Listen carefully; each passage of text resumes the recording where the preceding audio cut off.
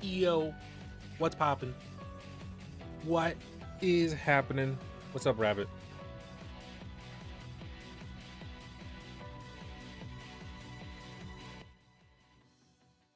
We got the Persona music playing in the background, which reminds me to play Persona 3 DLC, but I am not. I'm lazy as fuck. I don't know what games to play. I just found something. Found out something. What? What did you find out so important? My mate's team got each other an FA draw. That's cool.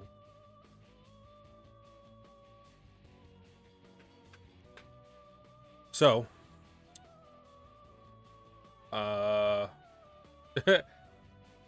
the only reason why this is a weird stream.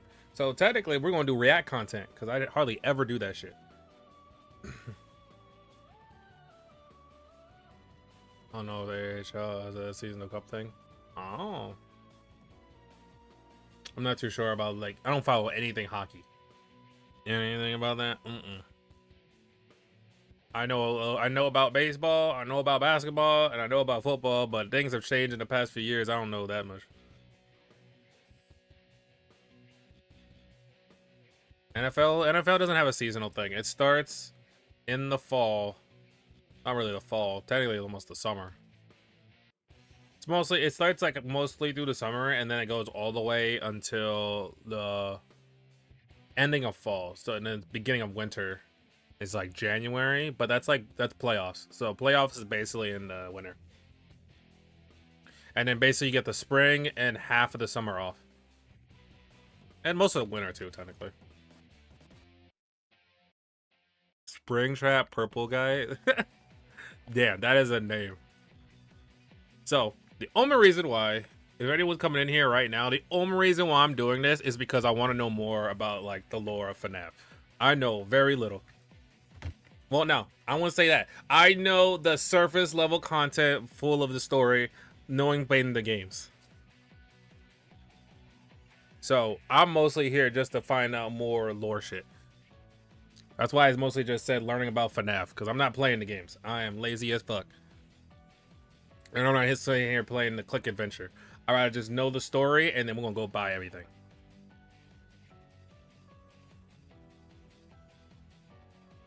I'm not here to do any of that shit. I find the games to be kind of cringe, though, to be honest. The games are cool for, like, young people, but it's like, it is not for me. I'm more of the intensity of, like, high octane fights. So yeah. You're gonna hate the Persona 3 DLC? No, I'm not. I'm gonna love it.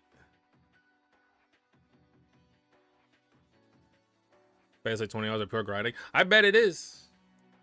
But I'll find out. The one game, like, I would love to go back to is Shin Megami Tensei 5, but it's like, dude, if I have to go back to that game and suffer, oh my god. I remember playing it the first time. I was suffering through the first, like, 10 hours of the game. I'm like, dude. And that game is, like, super long too. Again, any Persona Shin Megami Tensei game is like 50 plus hours of gameplay, and that includes, like, doing side missions too. So again, you're reaching, like, probably 60 to 70 hours. I'm like, hell no. I'm scared to go into a Persona game.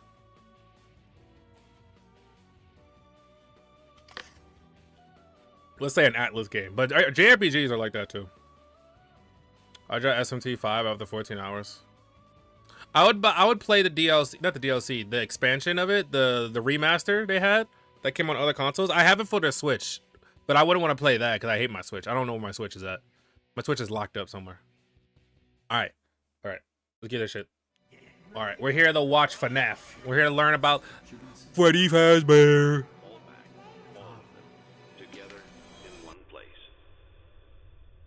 Five Nights at Freddy's is a franchise with over a decade's Oh, if you want to know what we were watching the entire FNAF timeline. That's what we're watching. That's how we're going to know everything. And I know the games and the movies and whatever. The movies have no correlation anymore to the original source material. It's just basically cameos at that point. It's going its own direction.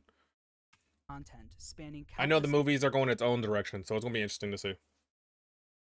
Especially with movie 3 and Marionette and all that other shit. So we already know that the movie 2 went way off the mark. on like following canon technically. But so now movie 3 will be interesting. Will they actually incorporate FNAF 3 as well as Sister Location? Which I think they will. I think they're going to incorporate both of those games into one because it's going to be awkward just to be kind of focus on just thing. But I think they said they were going to focus on William Afton anyway. So I think movie 3 is literally going to be learning about William Afton, Yellow Bonnie, whatever the fuck, the Yellow Rabbit, as well as like obviously Michael, I think. There's a reason that no matter whose timeline you watch, they all look different. Making a FNAF timeline is not easy. There are so many ways you can interpret this story, and this is mine. So let's start at the beginning. Back in the 70s, a company called Fazbear Entertainment. Also, I should also point out that I don't know anything about the recent ones. Like, what is it called? With Gregory, what is it called? Fuck, Security Breach and all those other ones, those 3D version games. I know nothing about those. So like this, like I think this is the Mimic, right? The latest game that came out. I know shit about those. I don't know how any correlation those have to the main story. I stopped following once they got to. It wasn't Sister Location. It was the next one, was it? I forgot. Again, my knowledge on this game starts falling off greatly after a while. The Fall Fest featured various mascot characters, such as a bird, an elephant, and the most popular of all, Fredbear and Bonnie. These specific mascot costumes were so popular, Fazbear Entertainment opened a dedicated restaurant for them called Fredbear's Family Diner, fefeaturing the same Fredbear and Bonnie mascot costumes from the Fall Fest. I like this video because they're actually using like actual 3D modeling and stuff one of their in animatronics Blender. from the Fall Fest going rogue, There it is.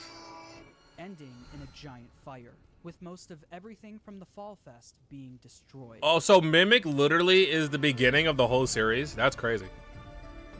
So you're telling me that whole game, the latest one, is literally the very beginning? Shit. See, that's what I'm saying. Like, the lore just goes so deep, and it's like all over the place. Like, how the hell you gonna make a racing game that's basically a prequel?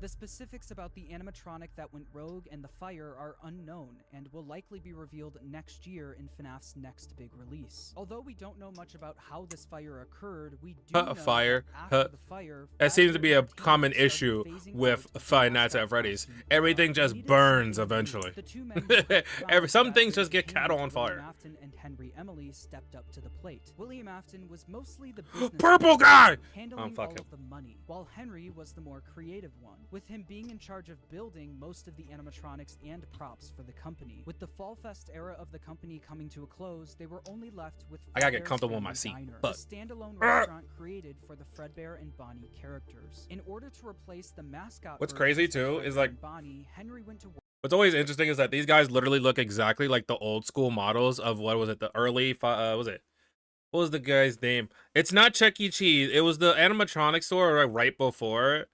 Like, I guess he must have just took direct inspiration from the Chuck E. Cheese original mascots. Like, after a while, he was like, you know what? Let's just pay homage to one of the, like, literally the starters of animatronics. Fuck, I thought it was like something Pizza House or something like that. Hold on. I'm looking at something. I am dumb. Yeah, Showbiz Pizza Palace. That's what it's called. Showbiz Pizza Palace. That fucking terrifying ass bear.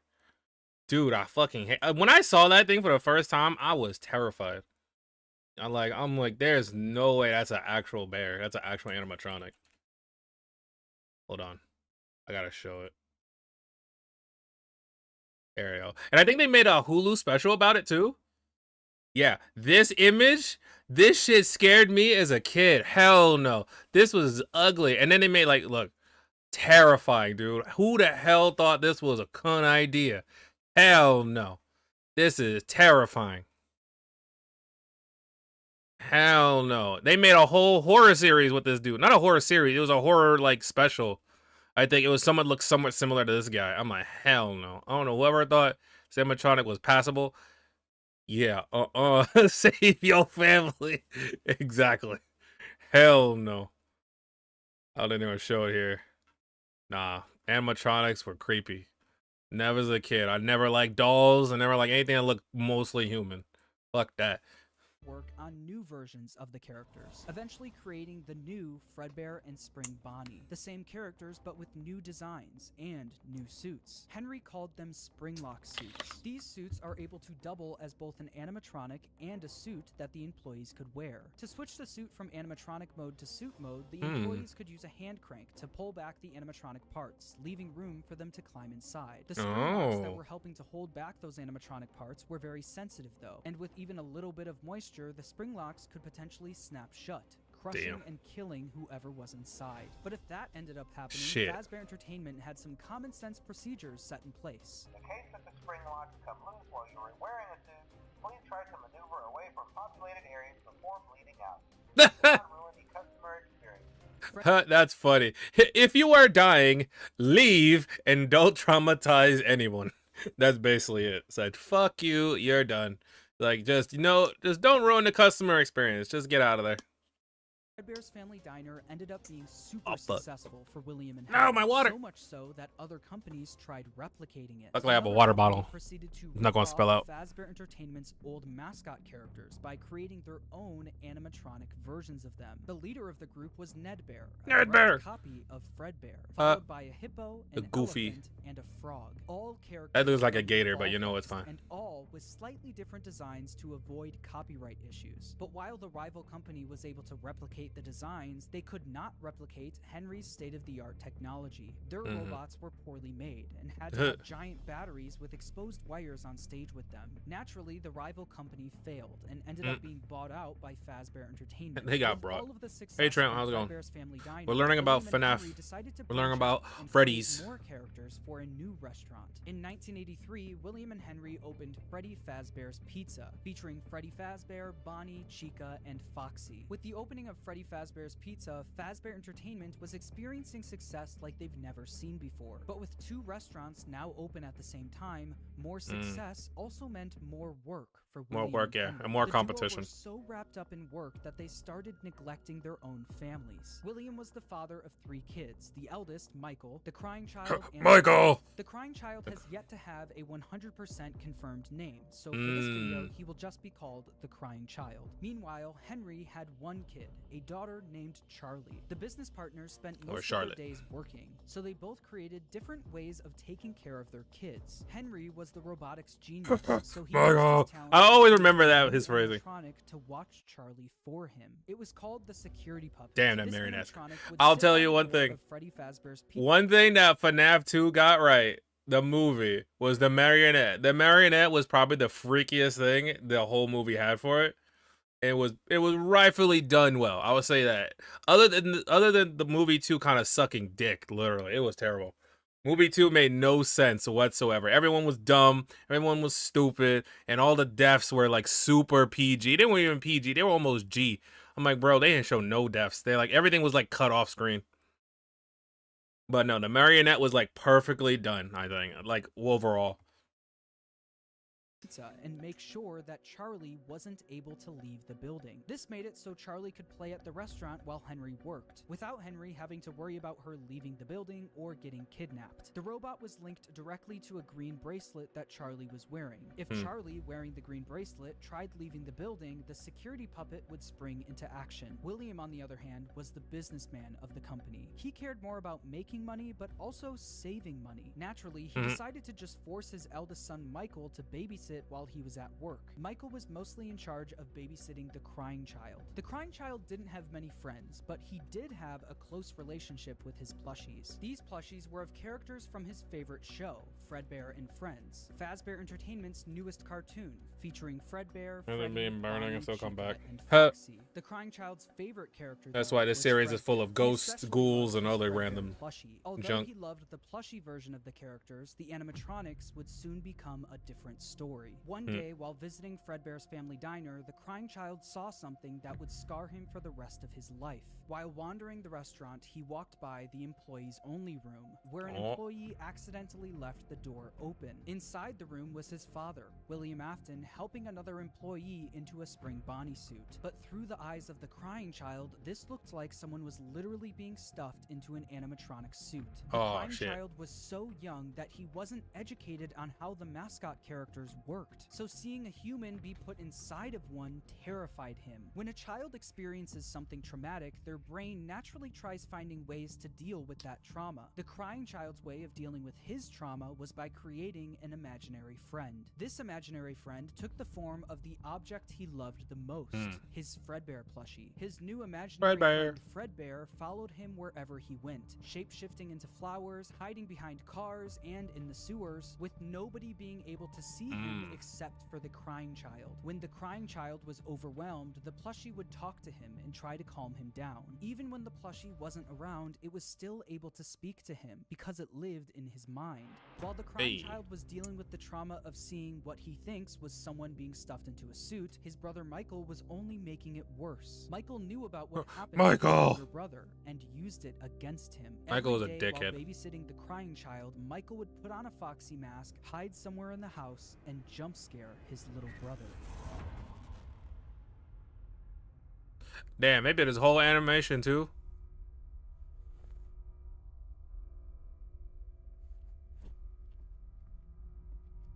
Damn, I got a text. Shit.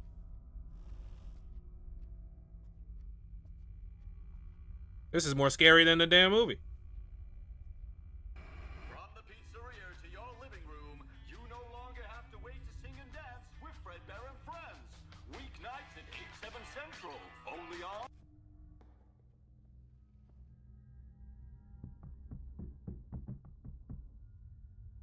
Damn, that's fucked up. Why would you do this? Why would you traumatize a kid like that? I would hate my brother forever.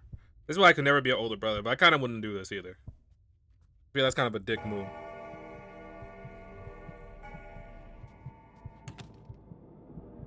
Oh, this is the whole, like, was it Five Nights at Freddy's 4?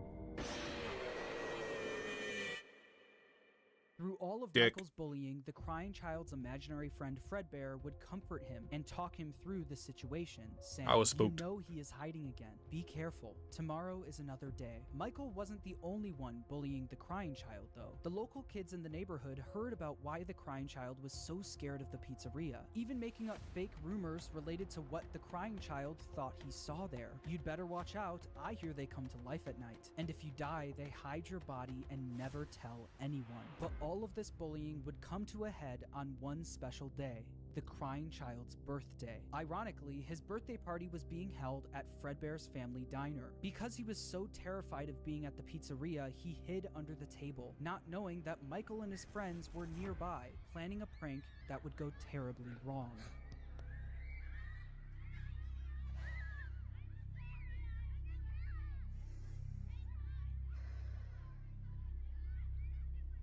Make sure you grab your pizza.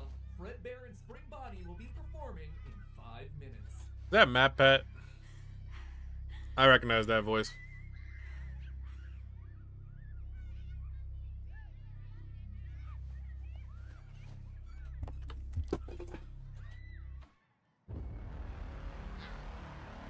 Damn, it's the bite of 87.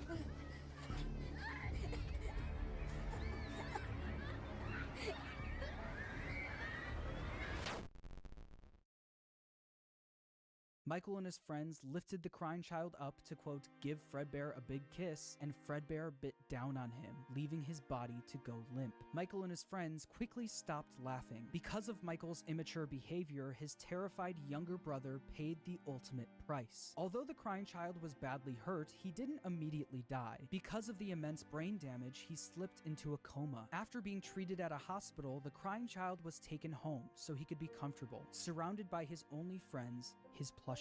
In the crying child's final moments, Michael decides to apologize for what he's done, saying, "Can you hear me? I don't know if you can hear me.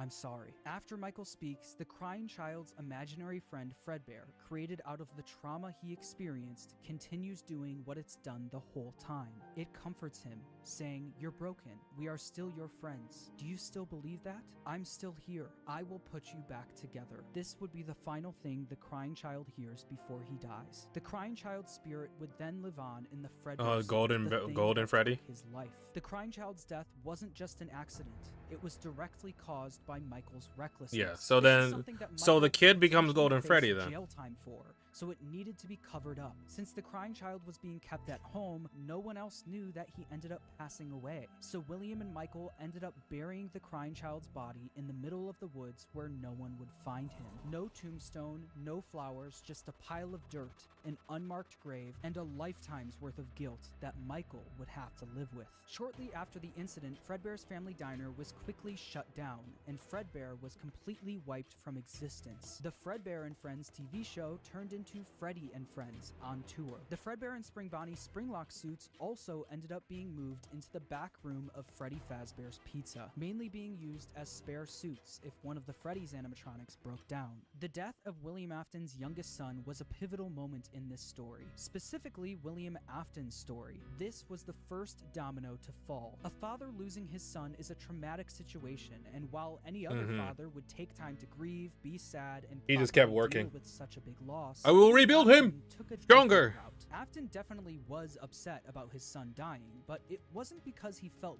bad for He his basically son, become an it was evil, because what's it? embarrassing What's to the him. Astro William Boy's Afton was a father name? narcissist. I He forget had it. little to no Basically him, empathy. but an All he evil cared version. about was work and comparing himself He's like, I'm not to gonna his make business him partner, an Astro Henry. Bot. I'm gonna Henry make had a him wife, a kid, and a talent for terrifying robotics creature. that Afton was utterly jealous of. The death of the crying child sent Afton over the edge because while Henry's family was still perfect, his was now broken. Henry and William had different ways of taking care of their kids, and while Afton employing his eldest son failed, Henry's security puppet succeeded. Henry's daughter Charlie lived on. Afton had a hard time dealing with this feeling of embarrassment. He started becoming an alcoholic, frequently visiting the local bar called Junior's. One night though, after drinking a little too much and getting kicked out of the bar, he decided that he was going to settle the score with Henry. Afton, drunk and filled with rage, drove from the bar to Freddy Fazbear's Pizza, where he knew Charlie was being watched over by Henry's security puppet. Afton planned on risking everything to kill Henry's daughter Charlie. He didn't care. That is if so he got fucked. caught, and he didn't care if he went to prison. But when Afton got to Freddy's, he noticed that Charlie was standing outside by herself.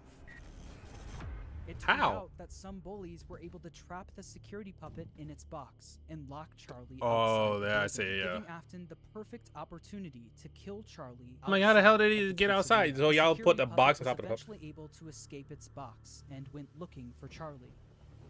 As Afton sped away, the puppet noticed that Charlie was outside in the pouring rain. It then did what it was programmed to do and went to protect her. But as the puppet got closer to Charlie's body, the rain started making it short circuit. It was forced to crawl its way over to her until the rain got to be too much, and the puppet shut down right next to Charlie's body. While Charlie and the puppet lay lifeless next to each other, Afton was speeding home, driving right past where he buried his son and the bar. All right, let's talk about this now. So basically, basing off this story, starting going to FNAF 2, technically they did it, but obviously in different order. Yes, William Afton killed Charlie, but in a different way. Obviously, it was like, oh yeah, I kidnapped her and dropped her somewhere else. Meanwhile, it's like, oh, I stabbed her, and it was just convenient that the puppet was also carrying her. So it's like, because she had emotional attachment to it. So, I mean, different ways, but it still shows you that they still have a correlation, right, to each other. How they both become ghosts, or the soul of Charlie becomes a marionette. Kicked out of. When Afton got home, he was met with his wife sitting in the living room watching TV, and Michael in his bedroom. Afton was a drunk and abusive father, and fully blamed Michael for what happened to his youngest son. Mrs. Afton tells him to leave Michael alone because he's had a tough day, but Afton doesn't listen. He goes over to Michael's room and pounds on the door, only for the door to be locked. He then makes his way around the house to try and find a way in from the outside, but once he gets to Michael's bedroom window, he notices that it's broken, and Michael Michael was gone. Michael was so upset by what he did to his brother that he would sometimes see visions of Fredbear appear and disappear. Tonight, Fredbear appeared outside his bedroom window, and it almost felt like his brother was calling out to him from beyond the grave. This would happen frequently, and every time it did, Michael would run to the spot. Yo, where I don't he like buried these his younger animatronics. brother, only These to find animations that are creepy. nothing See, that's what I'm had saying. changed. Like, yo, His younger brother was still gone and buried. these in the ground. animations Afton knew Michael did are this more often, scary than the so damn he movie. ran off to that place again. He will be sorry when he gets back. The guilt of killing his younger brother haunted Michael in his real life, but also in his dreams. Michael would constantly have nightmares about the animatronic that took his brother's life. These were the exact same nightmares his younger brother used to have every night. And again, this kind of is the reason why I'm like always confused about this. And like when they showed off Michael and the thing, I'm like, wasn't he supposed to be traumatized by this whole shit, or eventually he just become docile? That he did it like thing, but he always has that trauma. Like, why would he want to relive his father's legacy? I'm like, I'm pretty sure that's not what it's supposed to do. Now passed on to him.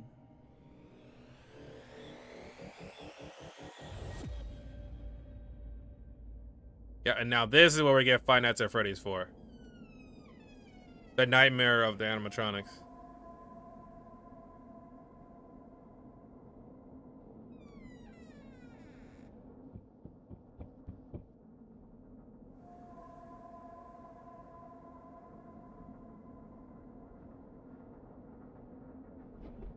Man, that's creepy as fuck. Don't open the door.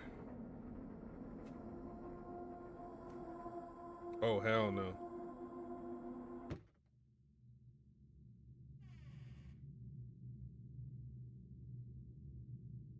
Oh.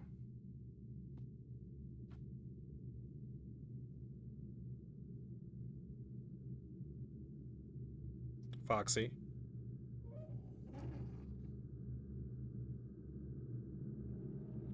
Oh, fuck. After the death of Charlie, Fazbear Entertainment tried their best at covering it up. Fortunately for them and for William, the crime was committed outside, where no one was around to witness it. William was able to get away with everything, while Fazbear Entertainment never spoke of the incident again. The security puppet was quickly moved to the back room of Freddy Fazbear's Pizza, where the retired Fredbear and Spring Bonnie suits resided. But something was different about the security puppet. Dark tears now appeared on the mask of the animatronic. Dark tears that weren't there before. This is something that Afton quickly noticed the next day when he went into work. He'd heard about what happened moments after he sped off. He knew the security puppet was found laying next to Charlie's body. So does that mean Charlie's soul now resided in the puppet? William definitely noticed that the puppet looked different, almost like it was haunted, almost like it was thinking. Other employees would eventually notice the same thing. I'll be honest, I never liked that puppet thing. It's always thinking, and it can go anywhere. After realizing the security puppet may be possessed by the spirit of Charlie, Afton went back and looked at the crying child's Fredbear plushie, only to find that it also seemed to be haunted. The crying child feared for his life every single day, and that plushie was something he was able to cry and pour his agony into. Afton believed that this is what caused the plushie to appear haunted. It wasn't made alive by the spirit of his son, it was made alive by the agony and fear his son poured into it. Afton quickly became obsessed with the concept of haunted objects, and more specifically, the power of human emotion. He needed to find out if this is something he could take advantage of. And that's when he took the experiment of stuffing kids. He made from Fredbear These suits. and Freddy Fazbear's Pizza to build a giant underground facility directly under his house. It was here that he would try to recreate what happened with his son, to recreate the fear and agony he experienced. In order to do this, Afton didn't take any chances. He needed to replicate exactly what his son went through every day. In order to do this, Afton built a replica of his house underground,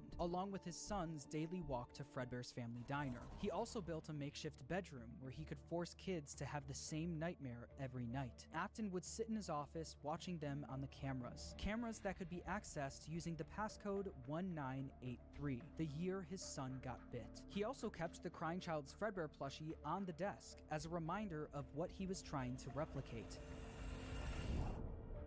In the makeshift bedroom, there were dummy animatronics that wheeled down the hallway.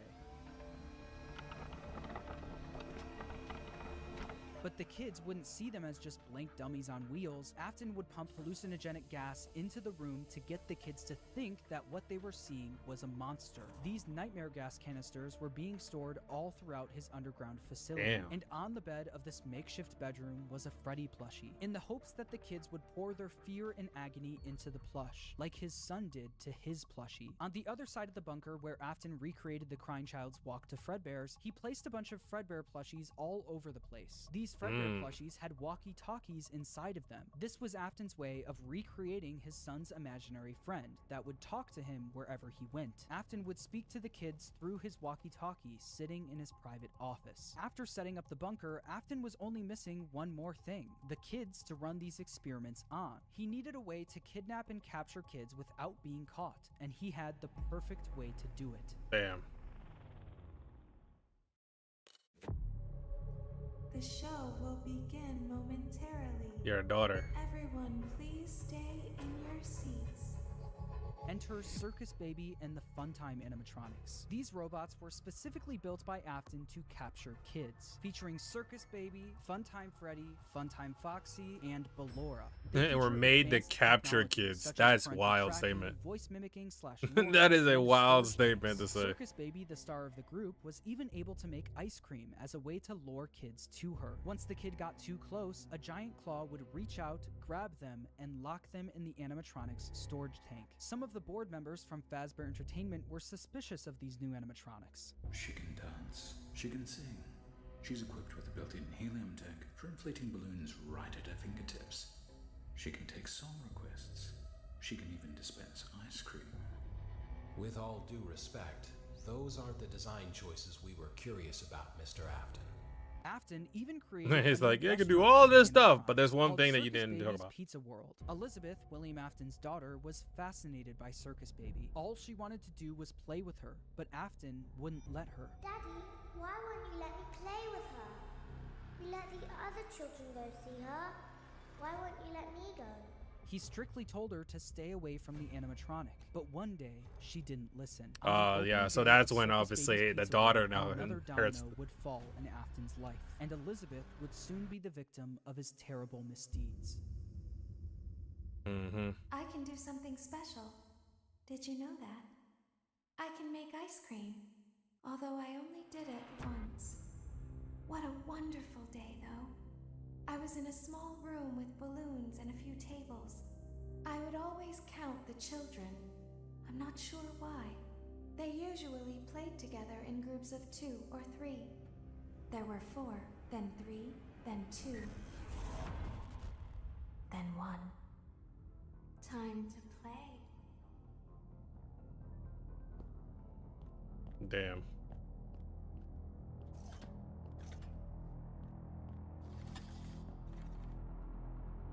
They got too close.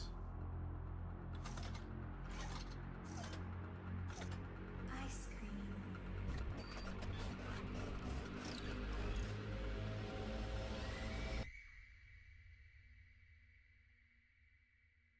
Something happened when there was one.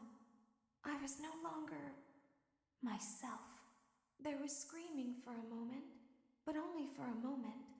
In an instant, Elizabeth was grabbed by Circus Baby and thrown into her stomach hatch. The sheer force of her being grabbed and thrown into the robot's storage tank was enough to kill her almost instantly. This is something that William wasn't able to test. That was until his daughter became the test. William Afton now lost another one of his kids, but this time it was all his fault. After just one day of being open, Circus Baby's Pizza World was shut down. Afton covered up the incident by telling the public that the restaurant shut down due to gas leaks. But not everyone bought that story. The local newspaper wrote about the incident, saying, in other news, the grand opening of Circus Baby's Pizza World has apparently been canceled due to reported gas leaks in the building. Sources close to the establishment questioned the report, saying that strange activity around the area at night suggests something else is to blame. One local is quoted as saying, "Everything just stopped. There was so much excitement built around this place opening, and then they just stopped talking about it." A tenant from across the street claims to have witnessed a large group of cars surrounding the building during the night, and large pieces of equipment being taken out of the building under tarps. A few weeks later, the building was for sale. There is no comment yet from the local entrepreneur who financed the venture. That local entrepreneur, William Afton, successfully covered up everything. He was able to bring Circus Baby and the Funtime animatronics back down into his bunker. But once he got them there, he noticed something was different about Circus Baby. One distinct feature about Circus Baby was her blue eyes. But what once was blue eyes now were green. The same color as Elizabeth's. In that moment, he knew that his daughter's soul attached itself to the robot. Her soul lived on in Circus Baby. Afton knew that the way Charlie went on to possess the puppet was sloppy, and it was hard. If Afton robot killed his daughter, that counts for any fire. Damn. Damn. How you put it like that? I mean, so the first time, his first child, it was an accident because of his the first child died because of Michael. His daughter was killed because of his own negligence. But also, you can blame the daughter, but at the same time, nothing bad would have happened if your whole plan wasn't to kidnap children. Dummy. Like, you tell, it's the same mantra of like, what's it called? Reverse psychology. But it's like, it's more of like you constantly telling somebody, don't do it, don't do it, don't do it. And then eventually they're going to do it. And it's like, oh shit. Thing. Especially if something seemed so innocent, like meeting an animatronic, right? If you tell someone to not like, oh, well, what would be a good example? Like it's a dumb thing that a kid might do. I don't know. I was never that person. Oh, play with knives. Let's say we play with knives, right? It's just like, yeah, knives are technically dangerous, but not if you don't use it the right way. It's like, oh yeah, don't hold a knife this way or this way. And it's like, oh yeah, if you hold it this one like that. Or like carrying scissors, right? I think it's like most people know that. They're supposed to carry a scissor a certain way. And eventually they'll do it and it'll be like, oh, they're going to learn a lesson. But it might be a fatal lesson. A double friendly fire though? I don't know. It wasn't him the first time though. What if the kids' bodies were hidden where no one would ever look? What if, just like his daughter, their bodies were stuffed into the animatronics? For Afton, Elizabeth's death quickly went from just another inconvenience to a scientific breakthrough. Afton was one step closer to harnessing the power of I ate coal. I was curious what it tastes like. Oh. Successful experiment wasn't enough. Just like the fear I don't think I've done something that is like super curious that I just never did. I did. He needed to recreate the accident, and he knew exactly how he was going to do it. Using the Funtime animatronics again wasn't an option. Circus Baby's Pizza World was shut down, and the public was already getting too suspicious of the animatronics. But he didn't need the Funtime animatronics. He was going to run the experiment himself. On June 26, 1985, William Afton made his way to Freddy Fazbear's Pizza. There, he would put on the old Spring Bonnie suit from Fredbear's to lure 5 kids into the back room. Oh no.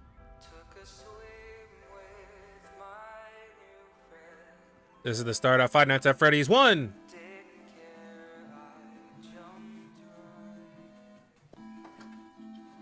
What's crazy is that he's really doing like they're doing these animations for this like whole like lore video, which is pretty cool. Oh damn. Hello. Looking for a friend? The water's clear, come swim with me. Go play our boss, my cousin. The choice was obvious. Damn.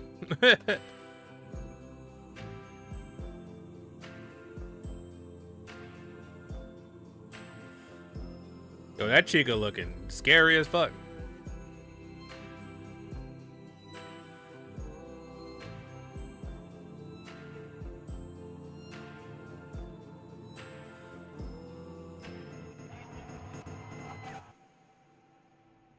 One by one, Afton killed them and stuffed their bodies into the animatronics. Susie was first, being stuffed into Chica. Gabriel went into Freddy, Jeremy into Bonnie, Fritz into Foxy, and then there was Cassidy, who went into Fredbear, aka Golden Freddy. At this point, Afton had no idea that the crying child spirit was in Golden Freddy, so he didn't think twice about shoving Cassidy in there. The way Afton killed Cassidy, though, was different from the rest. Freddy, Bonnie, Chica, and Foxy... So that's why Golden Freddy is so dangerous. dangerous because it's like Afton had no they're like choice double but to souls kill in them, there. Then stuff them into the suits. But Golden Freddy wasn't just a I wouldn't feel good if some guy dressed as a rabbit approached me. I'm saying it is weird. In a suit. And I don't think anyone. I think today, I don't think anyone would trust anyone in a suit just like that. Even if it's an iconic character, like say when I say like Looney Tunes or something, I don't think anyone would trust that. I'm gonna lower my voice down. There we go. Yeah, I wouldn't trust anyone in no damn suit. I'm regular scared. animal. To be honest, even before Five Nights at Freddy was a thing, I was always scared of the people in the suits. I never wanted to hug those people. I don't want to. I've always had that mindset where I always thought the people in those suits are weird and creepy. Like, why would you dress up as a character and like pretend to be this? I don't know. I've always been that way. I've always thought of those people as weird. And it's like, I know they might be, most of the time, they might be innocent, but then there's always stories where you get like, oh, this guy, like the recent Chuck E. Cheese incident, right? That guy was a drug dealer. The motherfucker was a drug dealer. The whole Chucky. Dude, Chucky was doing drugs.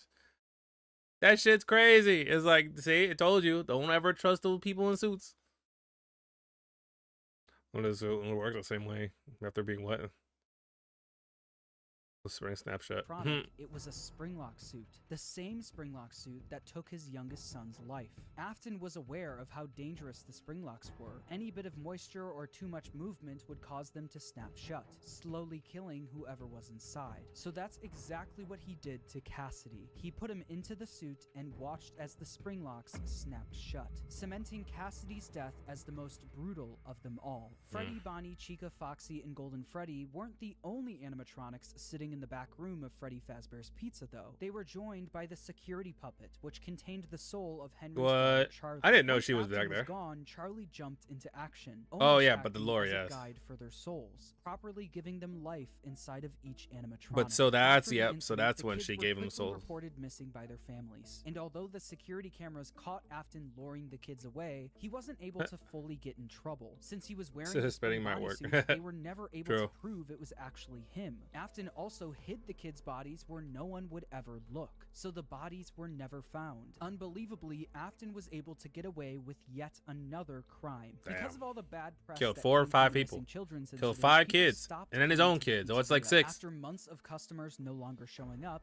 Fazbear Entertainment officially shut down Freddy Fazbear's Pizza. Shortly No, he after killed 7 Pizzeria because he shut killed down, Afton decided to Charlie. pull the fun time Damn, he has 7 animatronics kills out of already. retirement and finally get his underground facility fully operational. He knew he couldn't try opening another Circus Babies restaurant, so he had a new Dude, how many people died in that Due to suit? the massive success, and even more so You would think that, right? That's always a flaw I always thought about. It's like people sweat and those suits are kind of hot. I mean, that's what I'm like thinking, like, why these things should almost all automatically just malfunction anyway. It's a game. You can't think too much about it, okay? You can't put so much detail about that. the unfortunate closing of Freddy Fazbear's Pizza, it was clear that the stage was set, no pun intended, for another contender in children's entertainment. Unlike most entertainment venues, our robotic entertainers are rented out for private parties during the day. Afton opened Circus Babies Entertainment and Rental. This way, he could rent out the Funtime animatronics to local birthday parties, capture kids, and bring them back to his underground bunker to be experimented on. While Afton was Exactly, running his right? rental Don't think business, too much. Fazbear You'll hurt yourself. Entertainment was determined to try opening another pizzeria. The lore is In kind of the like summer it, of it's 1987, there, but there's a Fazbear lot of bit. There's a little bit Entertainment the opened the new nuance Freddy of Fazbear. like not going too deep into like body thing. Again, all it is about, oh, someone splashed water on him or something. Then these things too. Don't worry about the sweat. Don't worry about anything. It's about a literal guy got upset, started killing kids, making them in animatronics, and doing all this weird ass experiments and shit. That's all basically this whole series. It's 'cause people got This curious. time with brand new versions of their original characters. literally this whole These were series. called the toy animatronics, and they were once again built by Damn it, Henry. Chica! Henry was aware of what happened in 1985, and especially of what happened to his daughter. So he was determined to make Yeah, my sure soundboard's that not never working. happened again. These new toy animatronics were equipped with facial recognition systems that were linked directly to a criminal database. The security puppet Damn. was also brought out of retirement, but instead Don't tell me why that just scared me. Yeah, I just pressed the button, it didn't work, and it scared me. Instead of working security, it sat quietly in the prize corner. Freddy, Bonnie, Chica, Foxy, Golden Freddy, and Spring Bonnie were also moved to the new pizzeria. And So it's literally, that's what I'm saying. revealed Five these Nights at Freddy's animatronics 2 were mostly literally had all the animatronics in one spot just to kill somebody. Like, this motherfucker was crazy. He was like, I got them all wrapped up in one spot. Everyone was here. Even your mother. for spare parts. By now, I'm sure you've noticed the older models sitting in the back room. Those are from the previous location, and we just use them for parts now. The idea at first was to repair them, but they were just so ugly, you know? And the smell. This means that the haunted metal of the original Freddy's animatronics was now being These put animatronics into the toy have such animatronics, smaller mouths, causing so the toys no to stupid kid would also stick their head now in it. be Hey, possessed. hey. After Afton got Yes, away they with would. the first set of murders, he needed to see if the kids' spirits were Kids were possessing dumb the back then. animatronics. Not In even order to speak see about for now. himself, Kids are Afton even went back to dumber work now. at the new pizzeria as a daytime security guard. While Afton was working the day But no, shift, back Jeremy then, kids Fitzgerald were was working curious. the night shift. Now, Jeremy worked kids there are for dumb. 5 That's the nights, difference. And unfortunately for him, because the kids possessing the animatronics were killed by an adult, they were extremely aggressive to any adult they encountered. Damn. They interact with the kids just fine, but when they encounter an adult, they just stare. This there. Hold on. So why do they? Hold on. I gotta figure out why is that. Jeremy Fitzgerald new pizzeria, the animatronics. In order to see for himself, Afton went back to work at the new pizzeria as a daytime security guard. While Afton was working the day shift, Jeremy Fitzgerald was working the night shift. Jeremy Oh, worked so there for Jeremy is a 5 new guy. nights, and unfortunately for him, because the kids possessing the animatronics were killed by an adult, they were extremely aggressive to any adult they encountered. Oh, so he did kill the kids for them to have anything. Okay. They interact with the kids just fine, but when they encounter an adult, they just stare. Meanwhile, Afton decided to pull the same trick he did at the old Freddy's location, gaining 5 more victims. Someone used one of the suits. We had a spare in the back, a yellow one.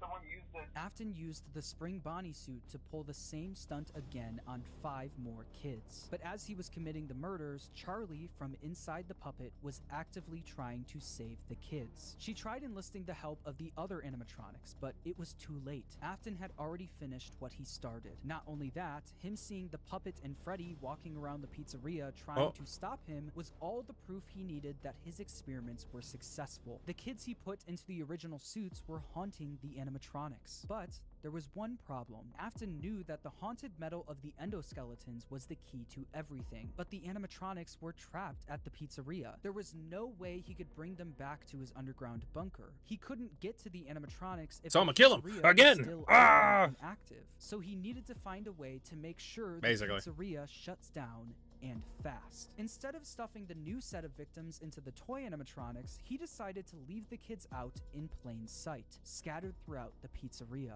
This was a guaranteed way to get the pizzeria shut down. A few hours after Afton committed Just the kill the murders, kids and Jeremy leave 'em out. Fitzgerald showed up for his night shift, unaware of what happened that day. Hello. What on earth are you doing there? Didn't you get the memo? The place is closed down, at least for a while. Listen, just finish your shift. It's safer than trying to leave in the middle of the night. We have one more event scheduled for tomorrow, a birthday. You'll be on day shift. Wear your uniform. Stay close to the animatronics and make sure they don't hurt anyone, okay? The next day, during Jeremy's day shift, one of the animatronics bit him in the head. This was Damn. infamously known as The head. Bite of 87. So these kids copied each other. You know, they use parts of new animatronics. So these kids so copy out. All the kids were like, I hate adults. Kill them all. This is why I kind of like the whole story of the toy, which again, that's why it shows like in the movie they had the toys, even though it wasn't, the kids weren't even in the souls at that time. That's what I'm saying. Like the lore is very skewed now in terms of the movies and the games. So you gotta say like they're all different now. So to speak on that is like, oh yeah, we're just focusing on Charlie apparently controlling the toys. But again, it shows you that Charlie was never evil, technically. That's what I'm saying. Like, Charlie or Charlotte, the marionette, was never an evil being or entity. It was always in protection mode. But now it's like, oh, she has this grief of, I'm going to kill all adults, and then controls Vanessa, which that's a whole different story. All this stuff. of '87. Meanwhile, Afton successfully got the pizzeria shut down. The local newspaper wrote about the incident, saying after being open only a few short weeks, Freddy Fazbear's Pizza is closing its doors. The new animatronics will be scrapped due to possible malfunctions. However, the original characters are being kept in hopes of a possible reorganization of the company. Since the toy animatronics were now being scrapped, he knew he could get away with taking their endoskeletons. But he also knew that he couldn't risk showing his face at the pizzeria again, so he got his oldest son Michael to do the work for him. William was easily able to get Michael to do whatever he wanted. William was abusive and manipulative, while Michael was haunted by the guilt of what he did to his younger brother. Because of this, Michael basically acted as William's puppet. Michael showed up for the night shift at the now closed Freddy Fazbear's Pizza under a code name, Fritz Smith. At the end of his shift, he would successfully steal the toy animatronics endoskeletons for his father, causing him to get fired his first day on the job due to tampering with the animatronics. As it said in the local newspaper, while Fazbear Entertainment scrapped the toy animatronics, the original Freddy, Bonnie, Chica, and Foxy were owed him going a to be favor. fixed up and reused. And that's exactly what they did. After the 1987 Freddy's location shut down, they opened yet another location, this time using the exact same building. Again, this is showing again, like, why the fuck was Michael technically so evil? He was never like evil. He was always haunted. So it's like, it was like, oh, I'm rebuilding my father's legacy. It's like, you know, no, you weren't. You were literally doing it because you were scared of your father. It's not because, oh, I'm gonna continue his legacy. It's like, no, you're not. As the first Freddy Fazbear's Pizza. $20 for a scam, even in the 1980s? I don't think so. I think a paycheck is like thing. Look it up. Or minimum wage. What was minimum wage in like 1980s?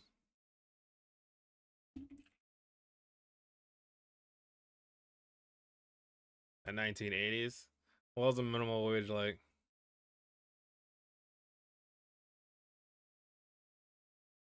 So in minimum wage, I know it's different back then, but at least it was a little bit more fair back in the day than it is today. Minimum wage, people still get paid minimum wage, and this sucking is like abysmal. It was probably like $3 an hour in around the 80s. So yeah, about $3 an hour. That's technically right then. If you technically talk about that, then you talk about 8. If you work 8 hours a day, or you work like those 7 hours, or even 6 hours, because he did it from 12 to 6, right? So he technically was being paid more, or technically he might have been paid this most accurate pay. Yeah, he was paid normal. Dollars were valuable back then, though. That's what I'm saying. The dollar was worth a lot more back in the day. Now it don't worth shit. But now, back in the day, because inflation wasn't much of a thing until you hit the 90s. You hit the 90s, then the 2000, 2010, and then 2020, obviously shit. So the value of the dollar was really important back then. But now, like, $20 was actually pretty worth it for like a night shift. Because again, everything costed, like, everything was mostly like $1, under $5. Like, you get a meal for like $5, a good meal. Meanwhile, you try to get a meal at anywhere, you can't even get a meal almost for $5 anywhere for fast food. Only then maybe like Wendy's. Wendy's had the 5 for $5 still, but even then, you'll still be kind of hungry. You can imagine this didn't work out great for the business. People already had a bad impression of. Yeah, if you worked like in the like say like early 80s, if you were working like $20 an hour, you'd be rich now. Just saying that. Fazbear Entertainment, so using the same building that the original murders took place in didn't help business. Customers barely showed up to the new pizzeria, leading it to shut down by the end of 1993. Although this was bad news for Fazbear Entertainment, this was great news for William Afton. Afton was able to acquire the endos of the toy animatronics, but that wasn't enough. He needed all of the haunted endoskeletons, especially the ones in the original animatronics. Once the pizzeria shut down, Afton came up with a plan to steal the endos from the animatronics. Each pizzeria was designed with something called a safe room. As always, if there is ever an emergency, please go to the designated safe room. Every location is built with one extra room that is not included in the digital map layouts programmed into the animatronics or security system. This room is hidden to customers, invisible to animatronics, and is always off camera. This room was hidden from guests and invisible to the animatronics. Afton would use this to his advantage, luring each of the animatronics to the safe room and dismantling them one by one. The kids possessing these animatronics were the same kids he lured into the back room all those That's what I'm years saying. ago. Like, He imagine planned to killing the use kids one same time and trick then to doing it lure a the second same time. That's kids crazy. all over again. Yeah, you just killed these kids twice.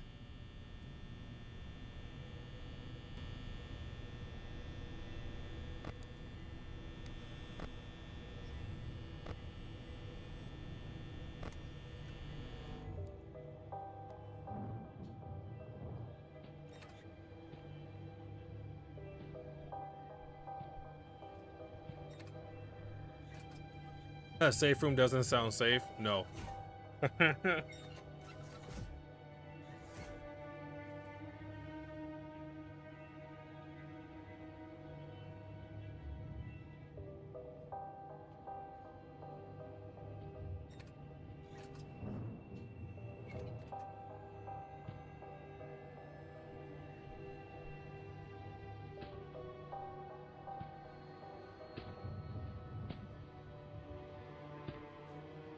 Again, they did amazing with the with these animations.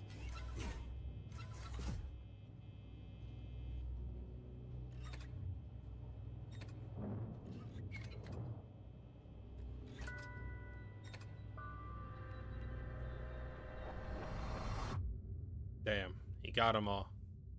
Once he finished dismantling each animatronic and stealing their endoskeleton, he brought them down to his underground bunker, where he would melt them all down into one liquid substance called Remnant. Not only did Afton rob these kids of their lives, he would use their souls long after they're gone for his own personal gain.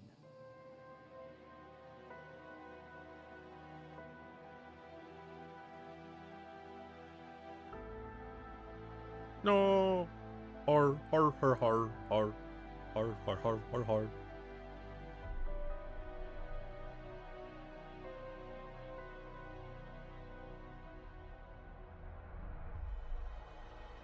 That's what's so fucked. It's like, damn. Like, it's a double murder. Practically.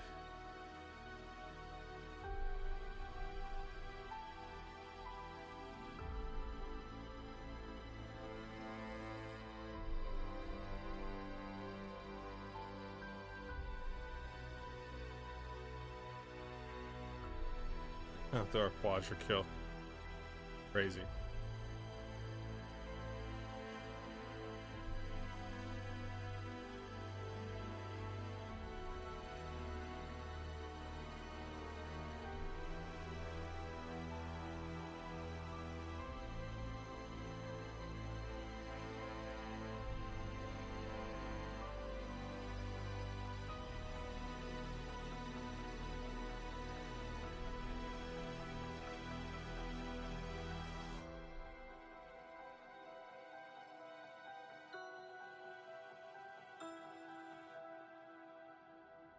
Sheesh. By melting down the endos, But he now this is where it successfully gets even created more fucked up. Remnant. This substance, containing the spirits of all of the missing children, was silver in color, and if kept at the right temperature, was malleable. Afton didn't want to risk testing the remnant on himself, so he injected it into the Funtime animatronics. Once he did, the animatronics jumped to life. The experiment had worked. William Afton unlocked the power of life itself. After his successful experiment, he went back to Freddy Fazbear's Pizza to collect his old Spring Bonnie suit. But once he got there, he was met with the spirits of the 5 missing children, trapping him inside the safe room. Cassidy, the spirit inside Golden Freddy, chased Afton around the room and forced him to get into the Spring Bonnie suit. Cassidy was the most vengeful spirit of them all. Being spring-locked in the Fredbear suit was a painful and slow death, and he wanted to make sure that Afton knew what that felt like. At this point, Afton knew how a spirit could live on. As long as he was inside the suit, he knew he'd be back.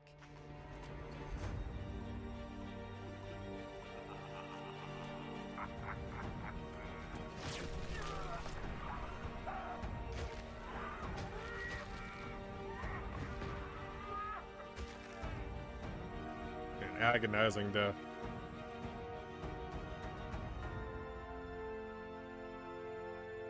And that was the end of As William left, Afton. The spring locks snapped shut, forcing now. him to go through what Cassidy went through. This was an act of revenge by Cassidy, and it wouldn't be the last. Afton was now confined to the safe room of the now shut down Freddy Fazbear's Pizza, and because of this, everything in his underground bunker was left abandoned. But even with Afton gone, the rental business continued on its own. All of the Funtime animatronics containing the spirits of the missing children and even his daughter Elizabeth were still being rented out during the day and then brought right back down to the bunker. All the spirits wanted to do was escape, but they were always put back underground. After Afton went missing, his eldest son Michael, who's been blindly helping his father, remembered what his father told him if he ever went missing. If William wasn't there to Chastity finish Sigma. his work, Michael would do it for him. Afton's underground facility was always off limits to Michael, but since he was now gone, Michael had no choice. He took the elevator down to where his father worked every day. Although Michael was helping out his father by stealing some of the endos from the animatronics back in the day, he never exactly knew what William was doing until he got down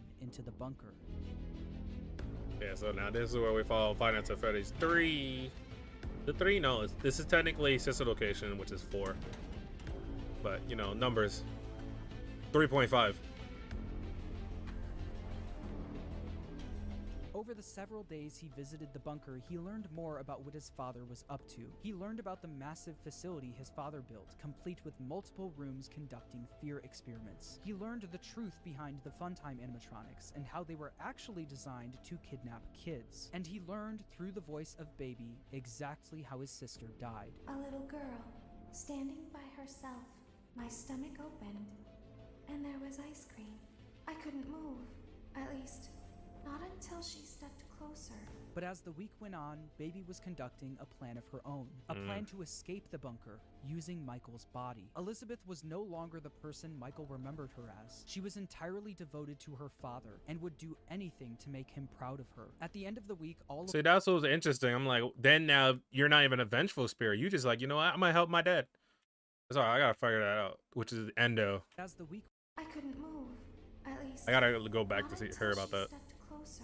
But as the week went on, Baby was conducting a plan of her own, a plan to escape the bunker using Michael's body. Elizabeth was no longer the person Michael remembered her as. She was entirely devoted to her father and would do anything to make him proud of her. At the end of the week, all of the Funtime animatronics endos were scooped out, with all of them combining into one animatronic called Ennard. This creature, containing the spirits of the missing kids and Elizabeth, knew they wouldn't be able to escape the bunker looking like an animatronic. They needed a human body to walk around in. Damn. Yep, and then the scooping. You are in the scooping room now. No, not the scooping room. Funtime Foxy has already been here today. Funtime Freddy has already been here today. Alora has already. But that's what's crazy. Like, she was so dedicated to her father in the afterlife. Baby has already been here today. I've been out before, but they always put me back. They always put us back inside. There's Like, you would nowhere kill your else own out brother here. just so you can keep your father's legacy. See, that's what I'm saying. It's like Circus Baby Like this. was the more true villain than anything than Michael. Michael was just an like obedient servant. If we looked like you, He unfortunately paid then we would the have ultimate something price, good. just trying to be like careful. The scooper only hurts for a moment.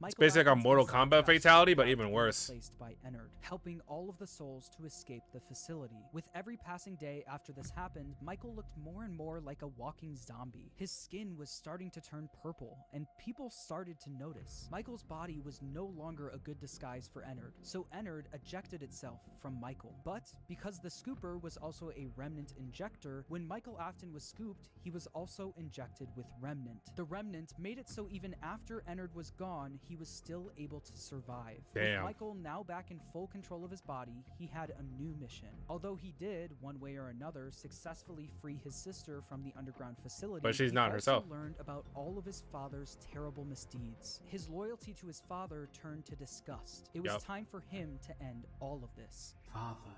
But that's what's more crazy. This man got scooped, died, got like literally possessed by a robot, from the inside and was like, ah, but then like Ender was like, ah, I can't keep going on in this body. This body's useless. And then just ran. Meanwhile, somehow his will, because of the scooper, had like the remnant thing. I'm like, yo, he came back to life. It was like, now I'm a vengeful spirit. And now I'm gonna make father pay. It's me, Michael. I did it. I found it. It was right where you said it would be. They were all there. They didn't recognize me at first, but then they thought I was you. And I found her. I put her back together, just like you asked me to. She's free now.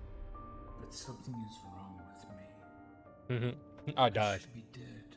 Yeah, there you go. But I'm not. I've been living in shadows. There is only one thing left for me to And this is do. Five Nights at Freddy's 3. I'm going to come find you. I'm going to come find you.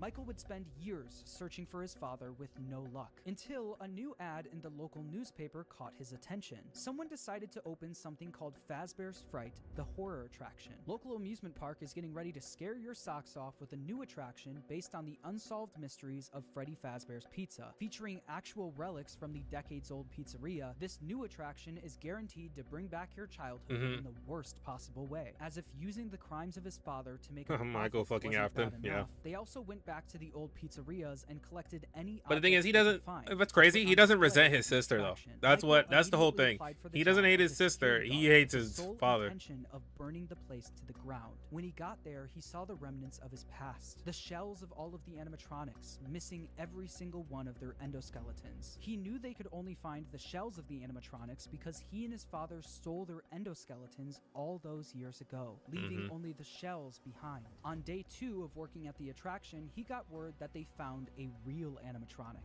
You're not gonna believe this. We found one. A real one. This real animatronic ended up being his father, still inside the Spring Bonnie suit he died in decades ago. Even though his father was now in the building with him, he still decided to go through on his plan, all in an effort to end his father once and for all. Michael then rigged the wiring in the building to catch fire, burning the horror attraction to the ground with his father inside. Like, fuck you, father. If I'm going down, you're going down with me.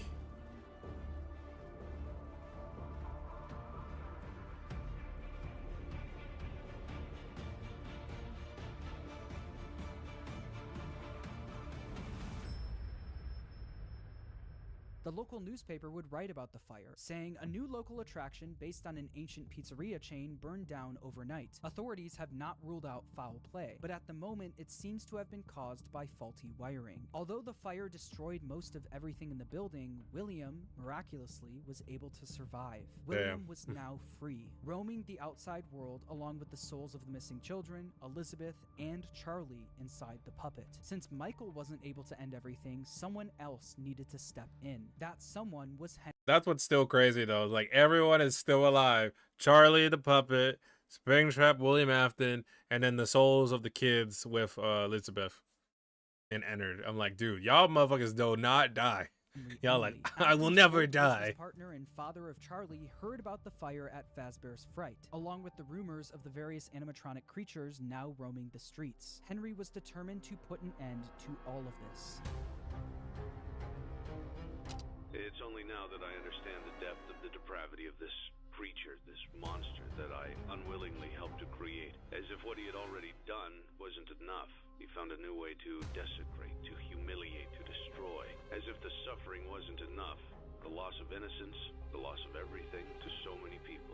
Small souls trapped in prisons of my making, now set to new purpose, and used in ways I never thought imaginable. He lured them all back to a familiar place, back with familiar tricks. He brought them all together. Are they still aware?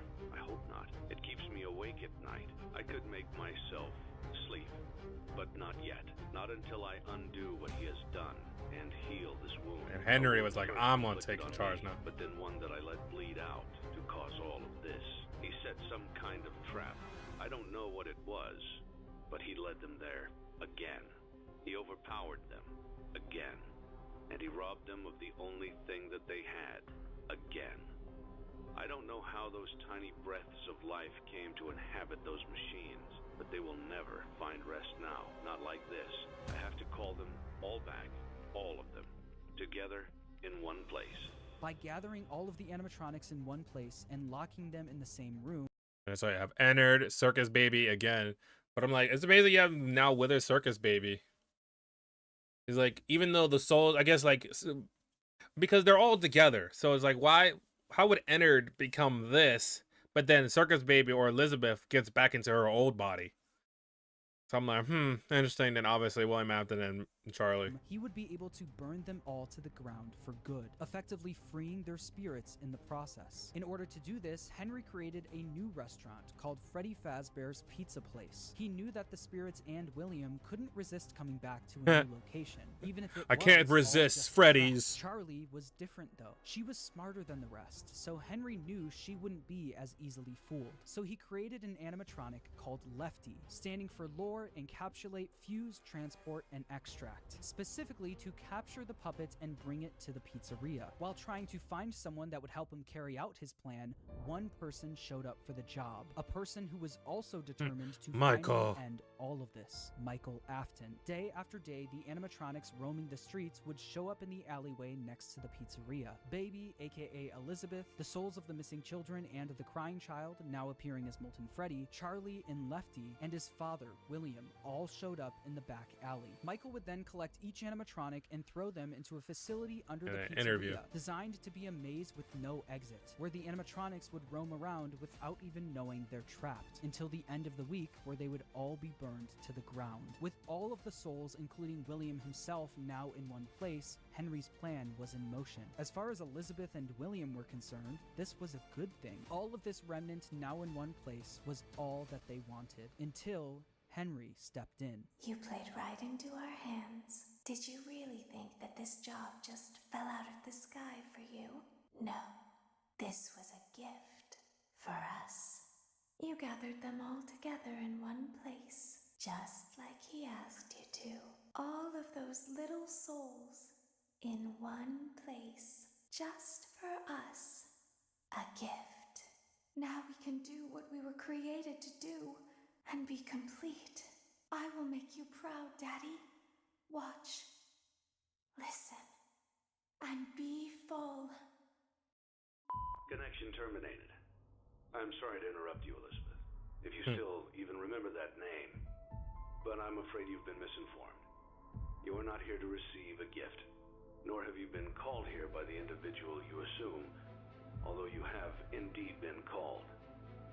You have all been called here, into a labyrinth of sounds and smells, misdirection. Molten Freddy. Molten Freddy is a crazy ass name. No exit, a maze with no With prize. more as like Lefty, extracted, took control of Marionette.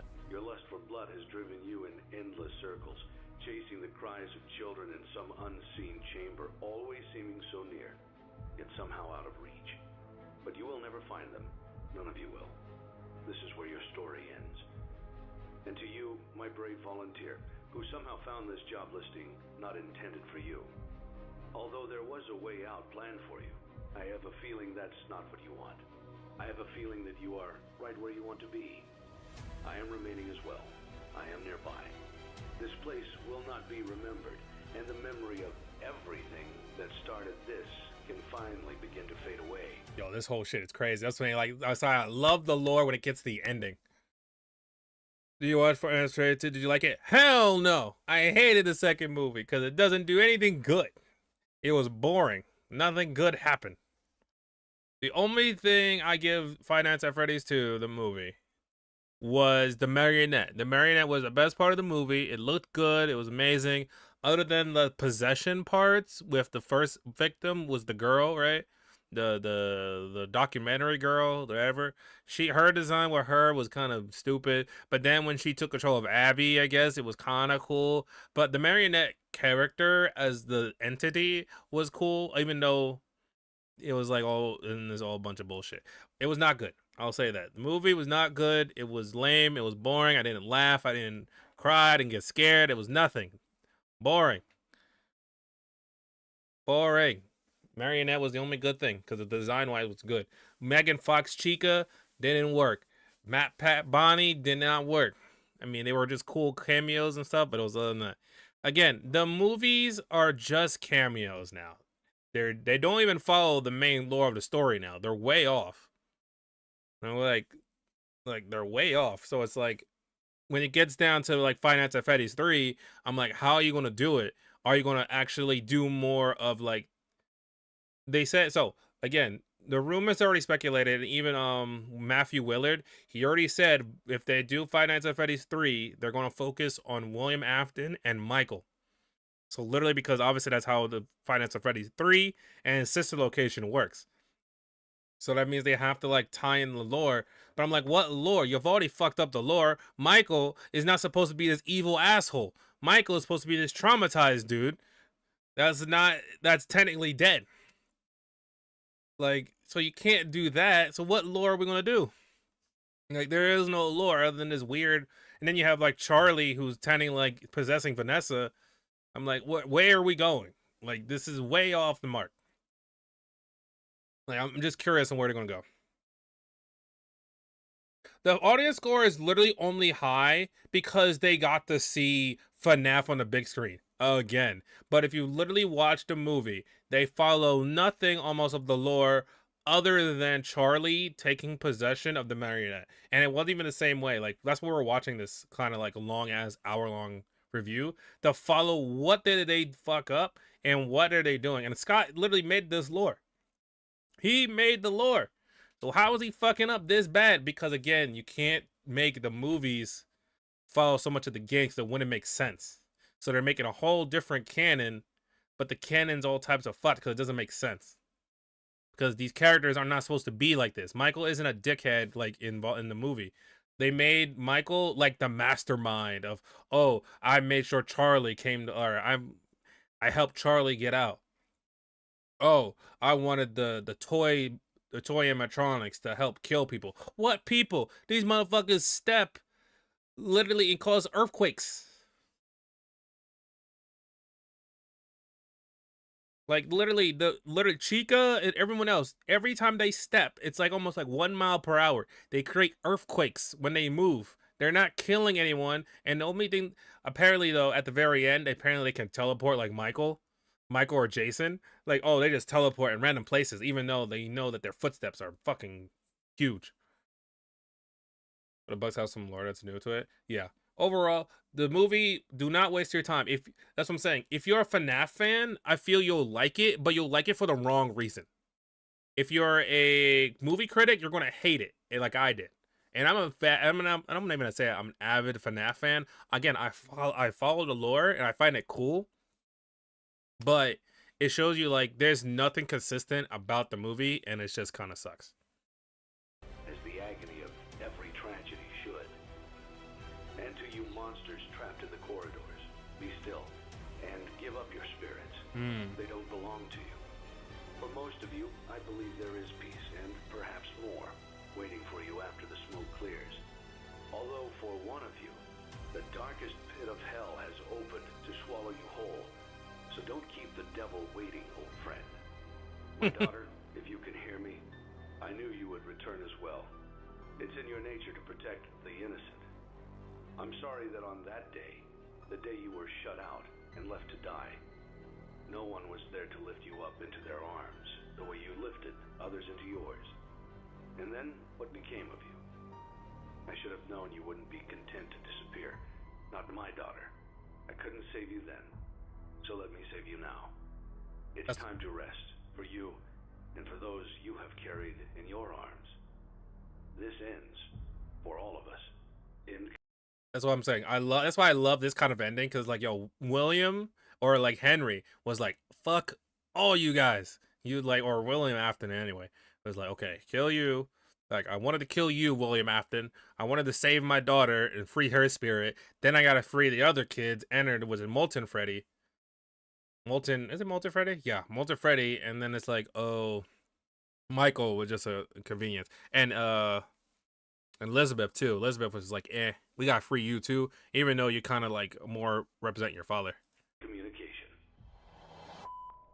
But as we saw later on, apparently they still live. Animatronics may have freed the spirits from the metal of the robots, but some of them still needed help actually moving on into the afterlife. This help would come from Charlie. She helped guide the spirits into the robots. Now she would help them move on. In the world of Five Nights at Freddy's, the way a spirit can move on is by them being put into a happy memory. The memory Charlie chose actually comes from the crying child and the day he got bit. Piece by piece, Charlie put that terrible, shattered memory back together, but this time she would change it into a happy memory. Instead of the crying child getting bit on his birthday, Charlie changed it so that all of the missing kids and Charlie would celebrate him, giving him a giant birthday cake. Let's By go! changing that terrible memory into a happy one and attaching all of the spirits to it, they were able to successfully pass into the afterlife.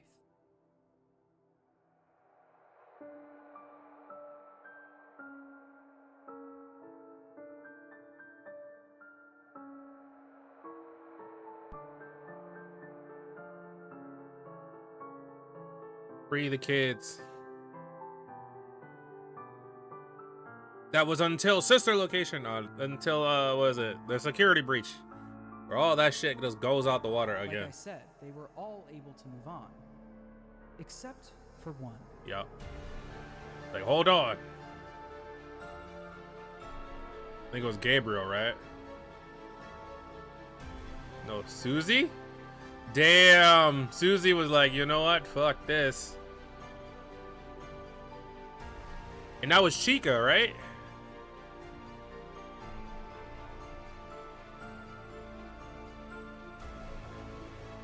That's crazy. Susie, you ass. Why did the good, like, Chica's like, you know what? Chica's soul? Like, nah, I'm coming back. Cassidy, the most vengeful spirit Oh, of no, them all, Cassidy. wasn't done yet. He decided to attach his soul to Williams, making sure that William was unable to move on. By attaching his spirit to William, he made Afton relive every one of his terrible misdeeds. The fear experiments, his underground bunker, and the pizzeria were Cassidy. Damn. So Cassidy. So I'll say Susie. No, it's Cassidy. Again, it would be the Freddy. So it wasn't Susie. It wasn't. But thank you, Kaz. Was it? Oh God! Thank you for the follow.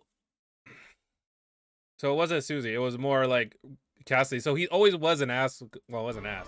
He was, because he got tortured into being Golden Freddy. He came back. He's like, hell no.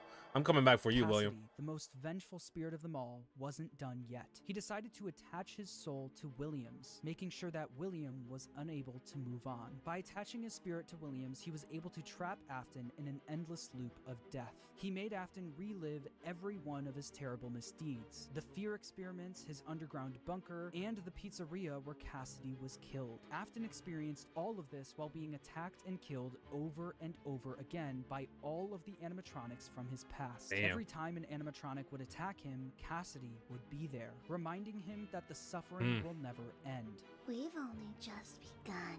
I will never let you leave. I will never let you rest. He tried to release you. He tried to release us, but I'm not gonna let that happen. I will hold you here. I will keep you here, no matter how many times they burn us. Cassidy knew that Afton didn't deserve the afterlife. He deserved to pay for what he's done. He said, for you don't all deserve death. eternity. You deserve eternal suffering. But if you keep up with the franchise, you know that that's not the end of the story. Yup. Like I said at the beginning of the video, making a FNAF timeline is not easy, no matter what anyone says. In broad strokes, you can explain the basic plot, but once you get down to the motivations and the why of everything, you have to start filling in the blanks yourself. Some people who've helped me fill in the blanks that I'd like to shout out are Right Host for his theory about Cassidy being spring-locked in Golden Freddy. I think that makes a lot of sense and is really satisfying for for the narrative. Also, I'd like to shout out MattPat for his theory about Midnight Motorist. After trying to figure that minigame out for years, I think your explanation makes the most sense. It's important for me to say that no one except for Scott Cawthon himself knows the exact story he was trying to tell. So please make sure to I don't even think that, because even I would get, like any writer would, eventually you do get confused and it's like, oh, I gotta figure out what am I doing. Tackle the newer games in this franchise. Until then, make sure to subscribe, and thanks for watching. Fire though, fire.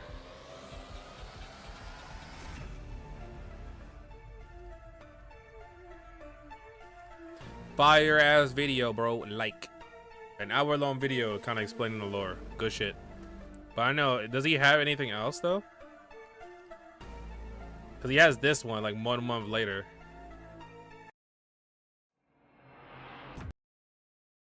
Let's see. What else does he have? Is it good? The answer is no. He even knows that. So we got this one. Trail analysis, clue ourselves for FNAF Mimic. You miss 7 years later. Ultimate Midnight Masochist Theory. The Mimic again.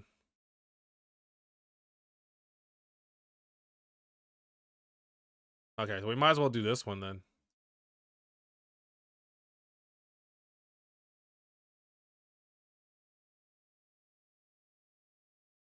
What if I told you that there's one singular object that helped me solve not just Secret of the Mimic, but the last 6 years of FNAF lore? And that one object is a paperclip. A paperclip helped me understand the broader theme of all of the modern FNAF games. And by the end of this video, I think you'll agree. This will be the last video we learn about Five Nights at Freddy's, and then I'm gonna move on. I'm so excited to share it with you. But there's also no way I'll be able to cover everything in Secret of the Mimic, so make sure to subscribe so you don't miss any future theories. Let's get started. Secret of the Mimic opens with us playing as a Fazbear Entertainment employee named Arnold. Dispatch from Fazbear Entertainment tells Arnold to go to the workshop of one of their contractors named Edwin Murray. We learn from Dispatch that Edwin has gone missing. We had this contractor named Edwin Murray.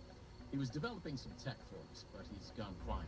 As per his contract, everything he's been working on for us is now legally ours, so we're sending you in to get it. The whole premise of the game is that Fazbear Entertainment wants the schematics for something called the Mimic. The Mimic was an endoskeleton that Edwin Murray built, and it was designed with the ability to fit into any costume and be any character. And Fazbear Entertainment wants that technology for themselves. We think that endoskeleton has a lot of potential. And that's why we want you to retrieve Murray's original schematic for it. So they're sending in Arnold to get it for them. But what Arnold doesn't know is that the Mimic is roaming the warehouse, brutally killing anyone who enters. This then leads to the rest of the game, where we explore Edwin's abandoned workshop and learn more about his company, his inventions, and his family. We learn that Edwin had a wife named Fiona and a son named David. It's also revealed that Edwin's company, Murray's Costume Manor, was actually started by his dad, with Edwin and Fiona both being employees at the company. This is where they would meet, fall in love, and have their son David. But sometime during all of this, Edwin's dad passes away, with the company now being passed down to Edwin. Edwin then decides to change course with the company and start developing some of his own inventions. He's gone. He's gone, and now everyone is asking me what to do. If you could change anything you wanted, what would it be? We could start making some of my inventions for real. Some of these inventions were the Cleanovac, Murray's Magic Coat Rack, Stay Up Latte, and Mycelium Men. Along with creating these inventions, Edwin also worked with Fazbear Entertainment on something called the Fall Fest. The Fall Fest was something that Scott and Steelwool heavily teased in Help Wanted 2, with the debut of the Fall Fest 1970 poster, along with multiple minigames taking place at the Fall Fest. But as we know from Help Wanted 2, every single Fall Fest minigame ended in fire, and now we know why. During the game, we get an audio log from Fiona, where she says that she's going to the Fall Fest to help the crew set everything up. I have to go help the Fall Fest crew. I just have this terrible feeling like I need to be there so nothing goes wrong. I love you both, and I'll be back next week. But the day she went to the Fall Fest was the day it burnt down, leading to her death. Edwin was a pretty absent father to David. I'm looking at Twitter right now. Choosing work over spending time with his family. This got so bad that he even started skipping David's birthday parties. Just give me a minute. I had the best idea. That's great, honey, but you're We're missing the party. Because of this, Fiona was David's main caretaker. But now that she was gone, Edwin came up with a new plan. He decided to build the Mimic, an endoskeleton that could take care of David while he worked. Edwin called it M1 and eventually introduced it to David. David, I want to introduce you to someone. This is M1. Think of it as your new babysitter, but it doesn't get paid and go home. It'll stay with us and help around the house. Soon after this, M1 started mimicking Fiona's voice and acted as if it was Fiona. Fiona, did you make this? I baked it myself for David's special day. Edwin then accepted M1 as a full-on replacement for his late wife. Not long after this happened, Edwin's son David would also die tragically on his birthday. But while Edwin was grieving his son's death, M1 came up with an idea. Edwin was able to replace Fiona, so why not do the same for David? Edwin then started working on M2 to replace David. To do this, he took M1's program out of the Mimic endoskeleton and put it into a supercomputer called F10N4, aka the Mixes machine that we saw in Ruin. This allowed him to then put M2 into the endoskeleton. But once M2 started successfully mimicking David, Edwin realized that he made a huge mistake. In a fit of grief and rage, he beat up the Mimic endoskeleton. Stop. Not him. You're not. Damn. Stop sounding like him. After this happened, M2 then started mimicking that violence. This is how the murderous Mimic endoskeleton we see throughout the game came to be. By the time Arnold gets to Murray's costume manor, M1 is still stuck in Mixes, and the Mimic roams the workshop, copying the violence that Edwin taught it by killing anyone who enters. But the big plot twist of the game is that Fazbear isn't the only one who wants the schematics for the Mimic. M1 from inside of Mixes wants them too, and the way M1 attempts to get them from us is by mimicking Dispatch's voice. Not too far into the game, you can literally hear the moment that M1 starts mimicking Dispatch's voice.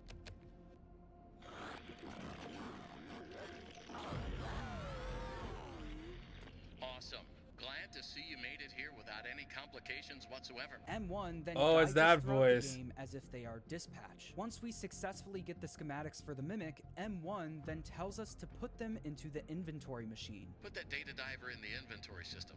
It'll go right to where it's needed. After this, we're free to go. But once we get on the road, you can hear the moment the real Dispatch starts speaking again.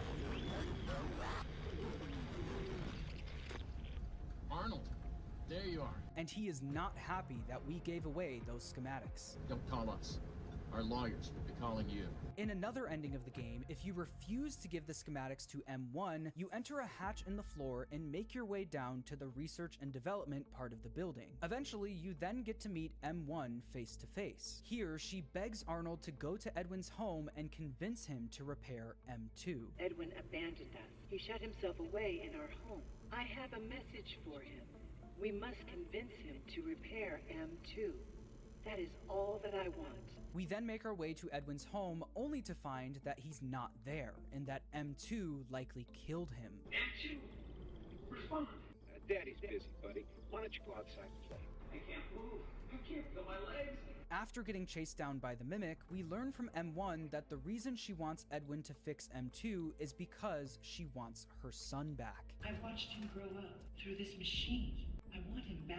It's not too late to fix our family.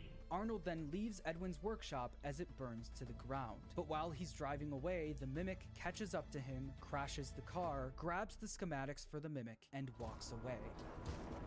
So, I think we can all agree that this game was a lot. There's a ton of story, a ton of big reveals, and a ton of details scattered throughout the game. The summary I gave you only really scratches the surface of what this game presents to us. Because of this, when I sat down to write this theory, I honestly struggled with where to start. So for my first big theory on Secret of the Mimic, I decided to start at the beginning. What was the actual first mistake that Edwin made that caused everything to go wrong? Well, that one question led me down a month-long rabbit hole of research and analysis, all leading to the paperclip. But in order to figure out what went wrong, we first need to solve one of the biggest mysteries in the entire game. How did M1 start mimicking Fiona's voice in the first place? At first, I thought it was pretty obvious. We learn in the game that Edwin had Fiona record a bunch of lines recordings for Mrs. Helpful. Excuse me, can I borrow your voice for a project? What kind of voice should I do?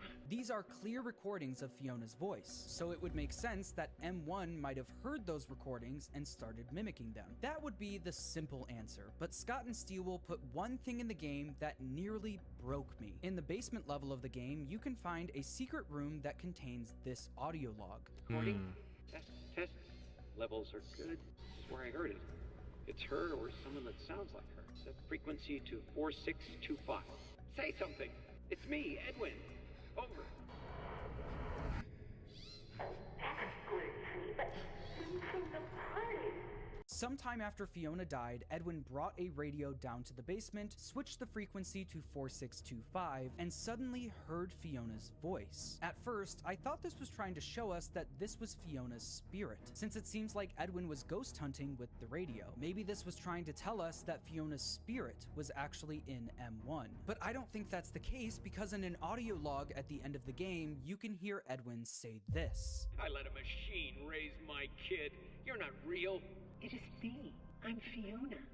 Stop talking like her. You're not her.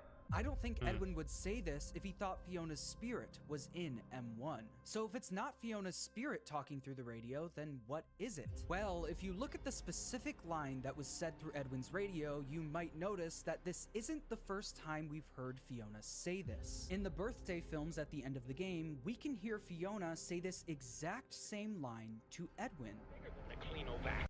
That's great, honey, but you're missing the party. Whatever was speaking through Edwin's radio in the basement was repeating a line that Fiona said while she was still alive. It was literally mimicking something she said, which then made me think that it was the mimic speaking through the radio. But there's one problem with that. I don't think the mimic endoskeleton was even invented yet when Edwin heard this, since Edwin says it's her or someone that sounds like her. That's where I heard it. It's her or someone that sounds like her. The idea that this could be the mimic doesn't even come to his mind yet. So that begs the question, who is mimicking Fiona before the mimic even exists? Well, the answer to that question has actually been hiding in plain sight the entire time.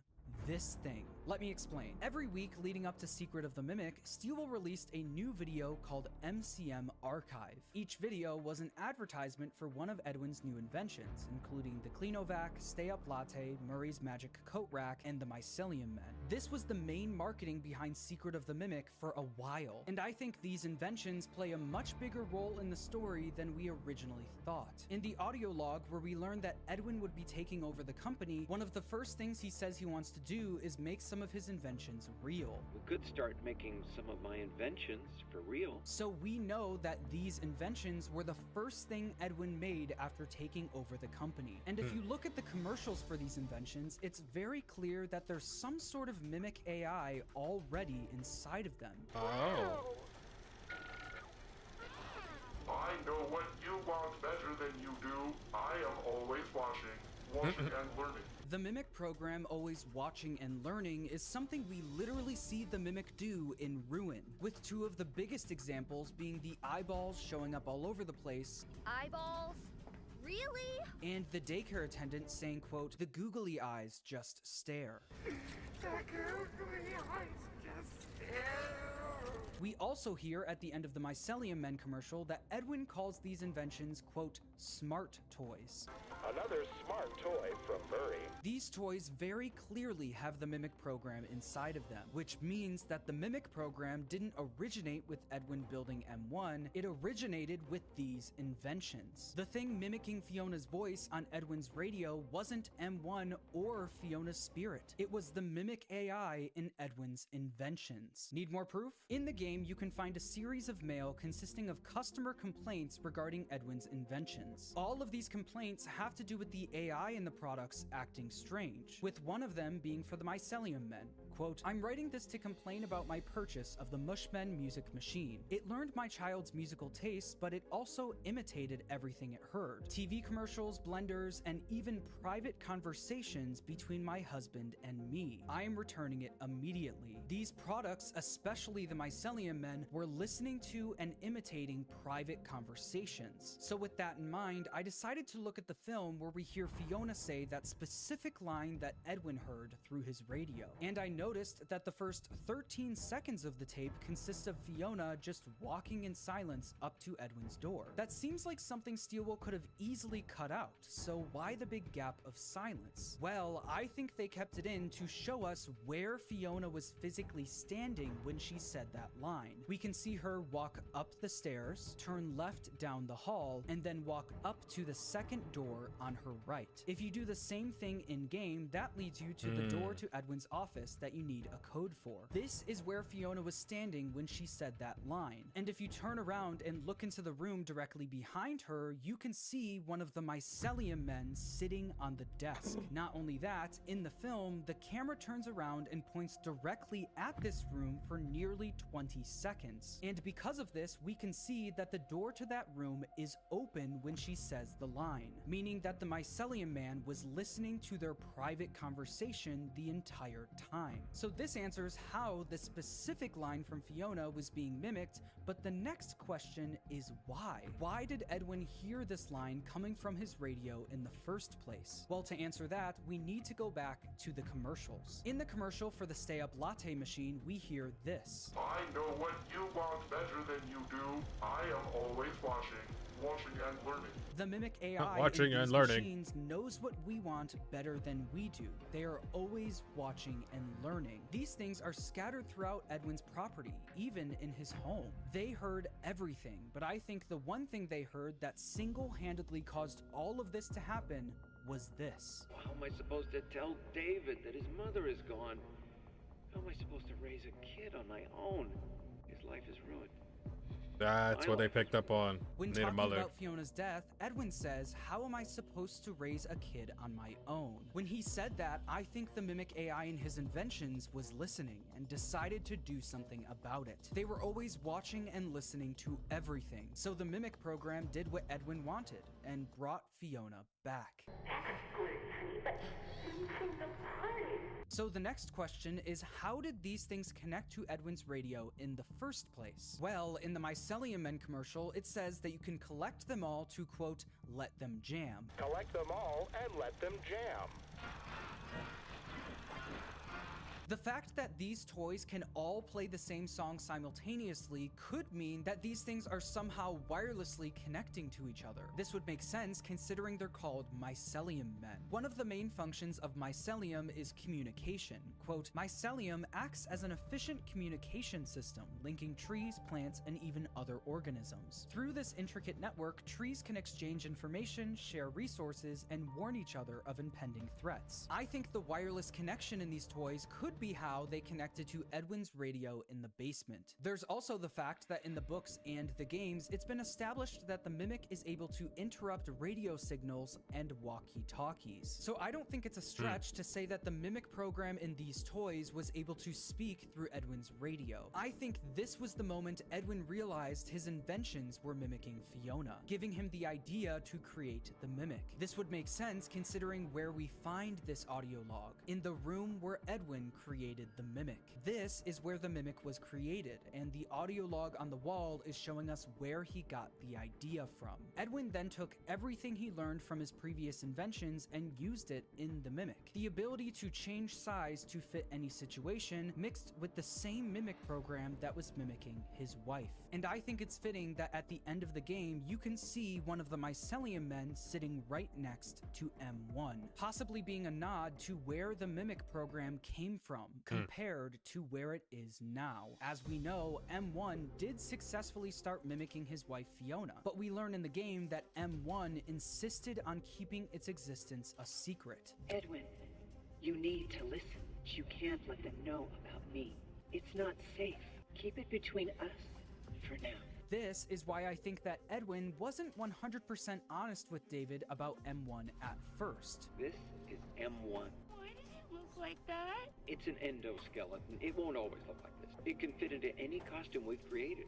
Think of it as your new babysitter. I do think Edwin also intended for M1 to be something he could eventually sell as an endoskeleton that can be any character, but I think the very first one was always meant to be Fiona. I think this because in the room where M1 was created, we see an image of it inside of a mascot costume, while also getting the audio log showing the Mimic program mimicking Fiona. Not only was M1 a great business idea, it was also a great way to potentially bring back his wife. But as we know, this doesn't really end up working out for Edwin in the end. And the main reason everything falls apart isn't because Edwin created the Mimic endoskeleton to replace his wife, it's because of the paperclip. Let me explain. I think this game was trying to tell us that something went wrong long before M1 or M2 even existed. Remember those messages from Edwin's customers complaining about his inventions acting strange? Well, there's actually a common theme throughout all of them. Quote, "My husband is a steel worker and recently he moved to the night shift. He tried your stay-up latte and it worked wonders for about 2 weeks. He is now in the hospital because of your drink. We bought your magic coat rack last May, but lately it seems to change size at random. One morning I came out to find all my coats flung across the room and the coat rack 10 feet tall. We're afraid someone might get hurt. And my child loves your Jest cereal. However, the pranks inside are extremely inappropriate. The hand buzzer paralyzed our dog Fido. The coffee machine worked at first, but then started serving up way too much caffeine, leading the customer to be hospitalized. The coat rack that could change its size worked at first, but then started changing its size a little too much, becoming 10 feet tall. The prank in the Jest cereal box was supposed to be a little shock toy, but the toy eventually gave a little too much shock and paralyzed the dog. And the mycelium men were listening to and repeating words, but then they started listening a little too much to private conversations. Each of these inventions were doing what they were programmed to do, but they were doing them to such an extreme degree that it started to become dangerous. I think Scott and Steelwool showed us these messages for one specific purpose: to point out the one specific flaw in Edwin's Mimic program. In 2003, a philosopher named Nick Bostrom came up with a thought experiment surrounding AI and paperclips. He called it the paperclip maximizer, and the idea is that if you give a poorly designed AI the goal of creating as many paperclips as possible, it will do anything to complete the job. Bostrom said, quote, "The AI will realize quickly that it would be much better if there were no humans, because humans might decide to switch it off.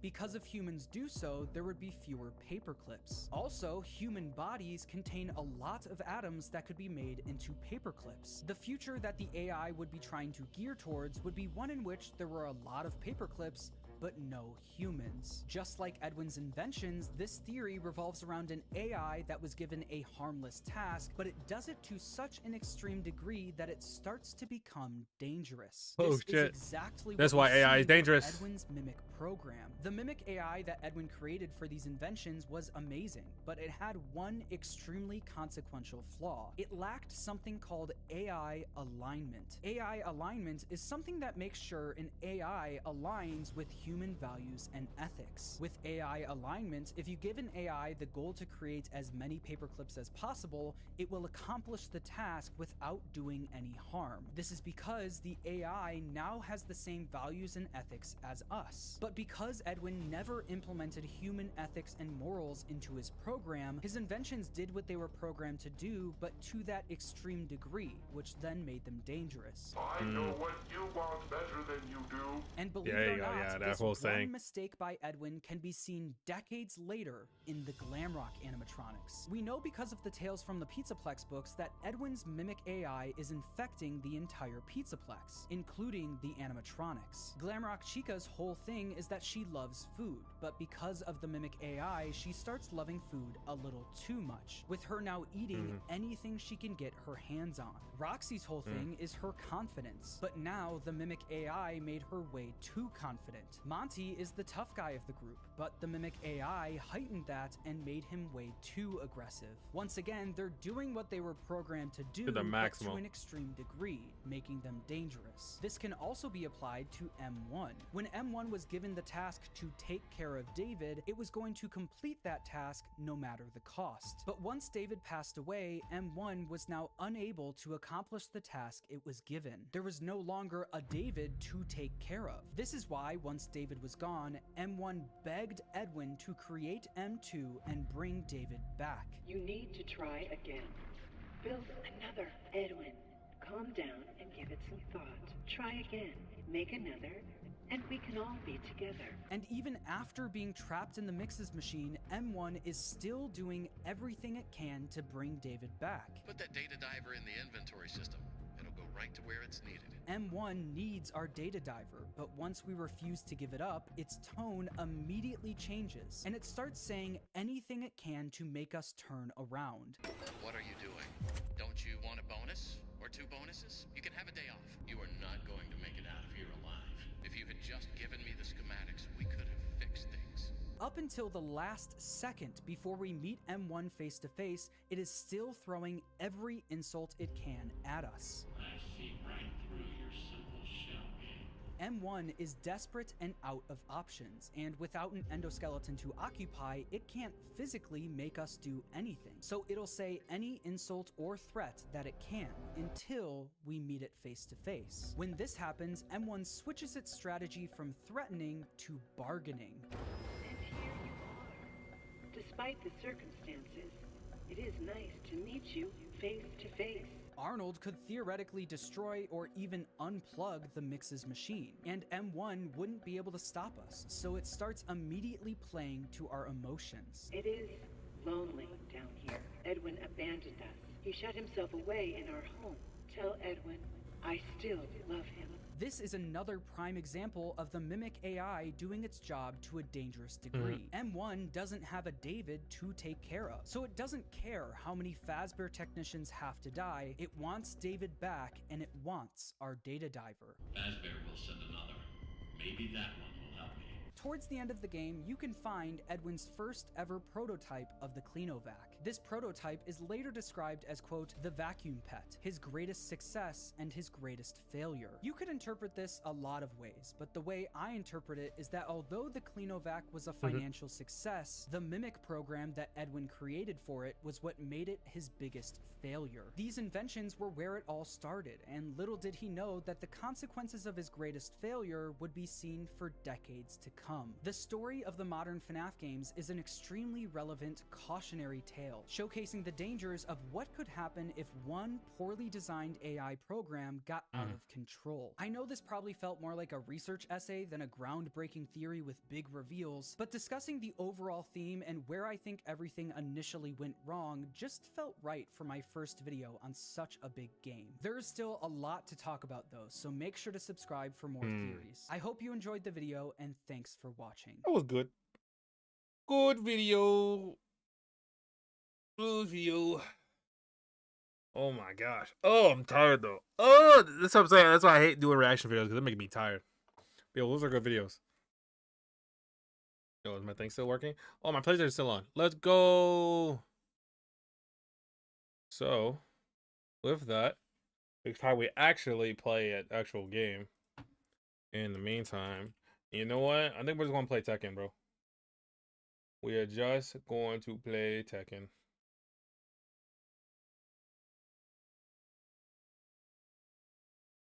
Hold on, I gotta do everything here.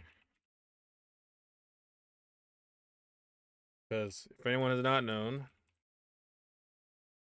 I think Harada has stepped down from being a part of Bandai Namco and having his word in Tekken, so that means Tekken is gonna be no more. Well, no, actually, they're gonna continue Tekken, but it's not gonna be the same. Not gonna be the same. Alright, hold on. I gotta change my settings here. Let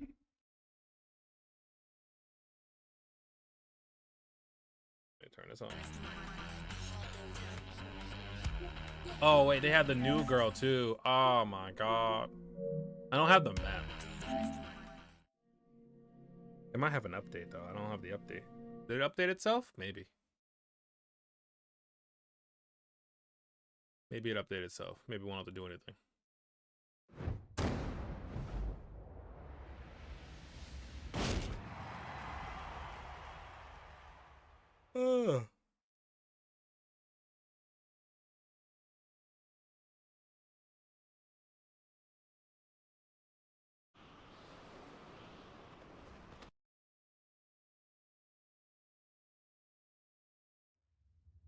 I'm gonna see what's on Twitter right now. Oh, it's her. Yeah, now they show her face.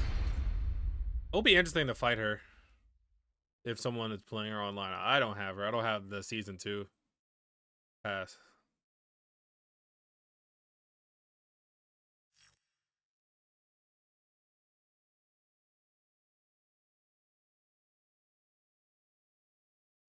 Yo, my PC going crazy.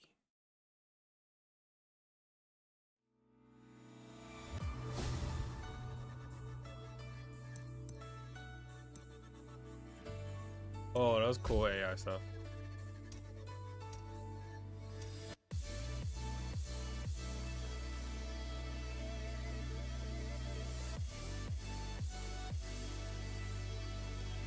I wonder what this pass has.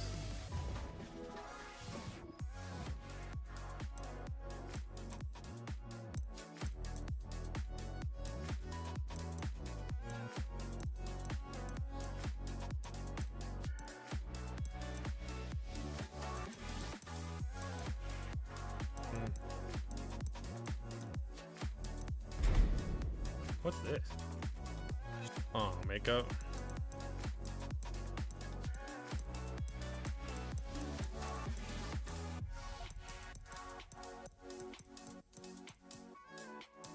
Oh, they have a cool Oscar pose. Oh, they don't have anything for me. They don't have anything for Lily. I missed all the Lily art, man. So I didn't play Tekken around when they had Lily custom art. Oh, this hair look kind of crazy.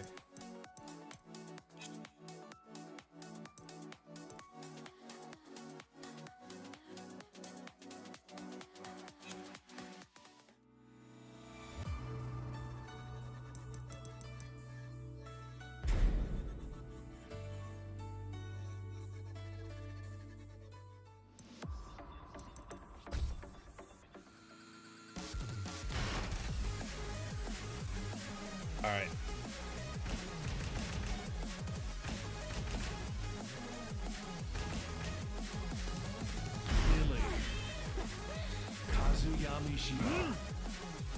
We'll just be Corrin.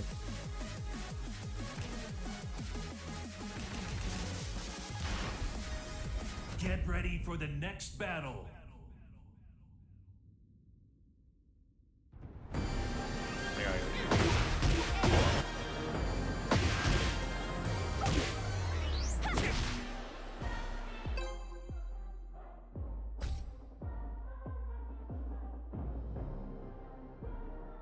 I want to play a few games of this before I get mad or pissed off. Get ready for the next battle. Kuma, what? A bear? That's crazy. I haven't seen a bear in a minute. I'm scared though, because bears be scary.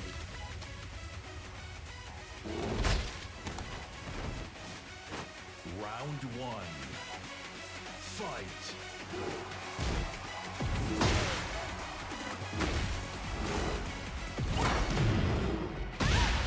Oh, I don't know if my game can handle it.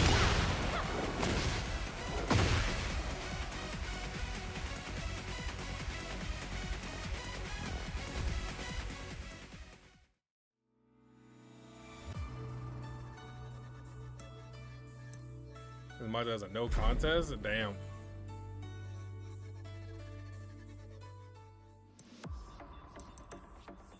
I don't know. Will I be able to play with the connection being so jank as hell? I don't know. We'll see. Maybe because I'm streaming that the quality is kind of shit too. I don't know if my internet can handle it. That's what I'm trying to see. Yo, if my internet is that shit that we can't play at the same time, that's crazy. I mean, Verizon Get ready is dookie. for the next battle. Verizon is dookie.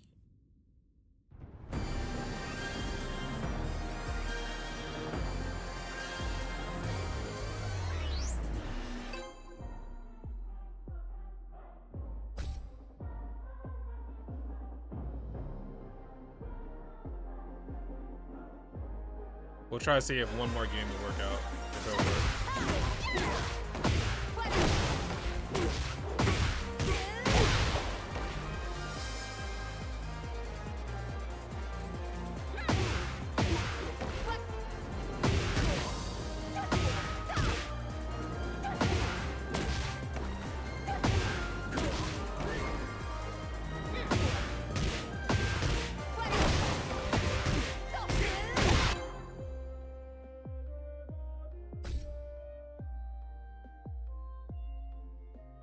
it works.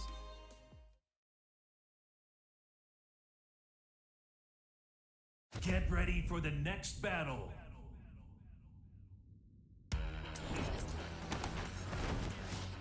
Round 1. Fight.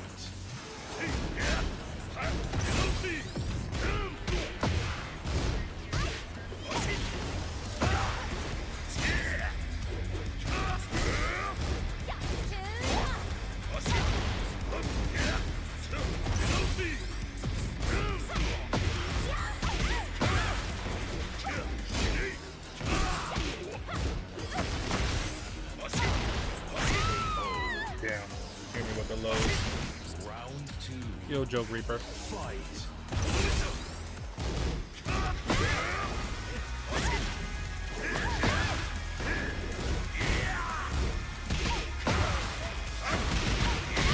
Damn, what the fuck?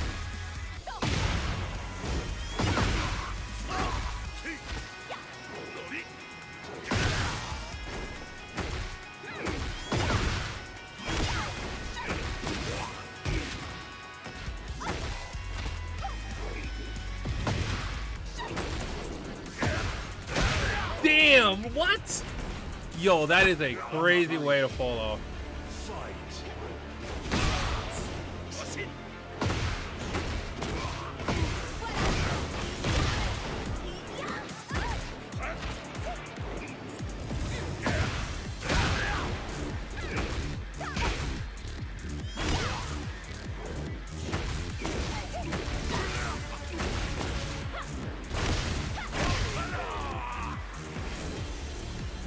Ooh, okay.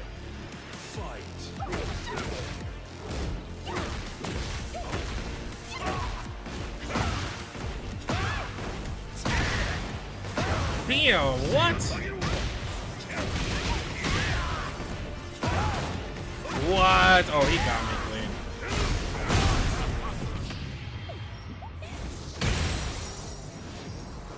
I gotta fix that shit.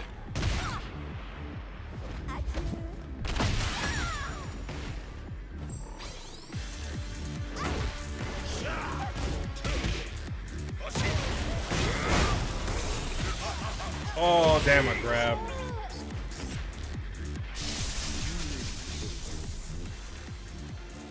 Damn, he got me with a grab there.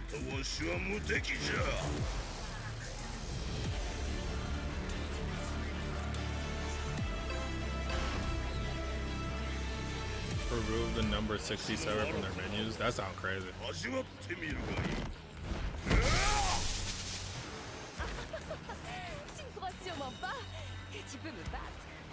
Round 1. Fight.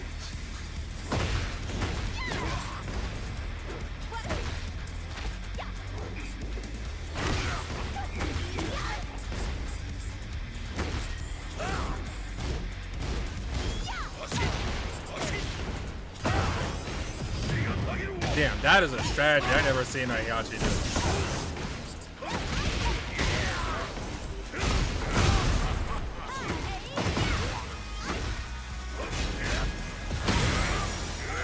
Oh, dang, he holds it. Round 2. Fight.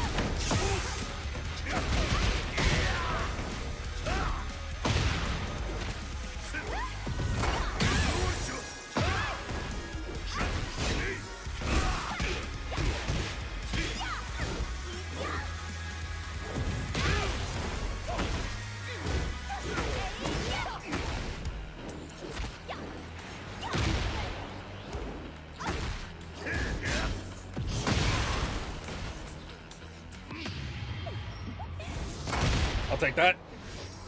I'll take that ult. I'll take that ult finish. I'll take the ult finish. That was a dirty move, but we had to do it.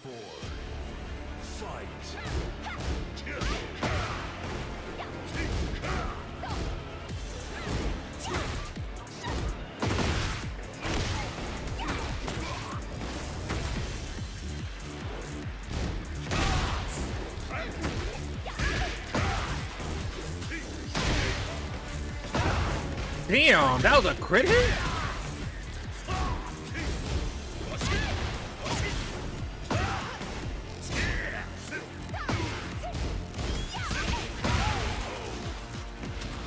That was a crit hit? Damn.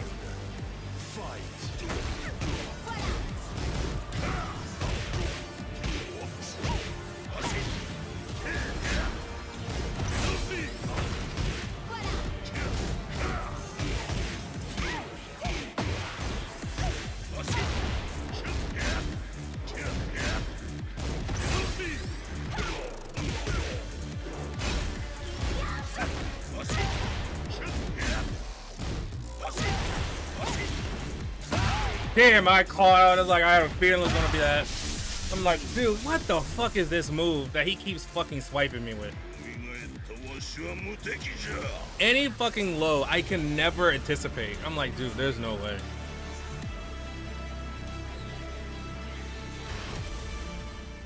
Get ready for the next battle.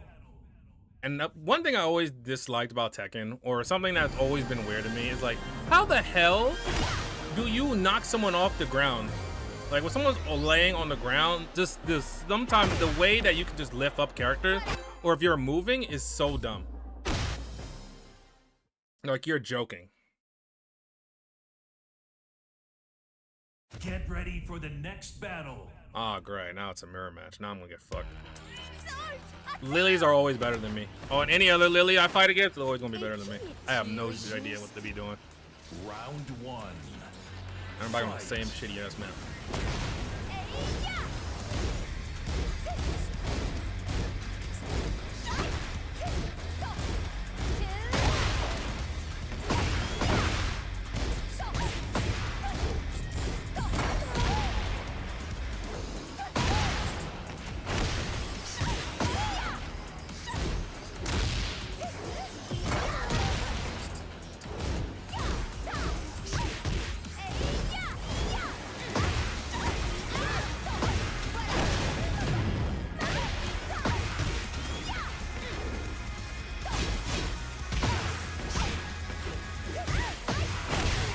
Wow, because of the spin around? You're joking.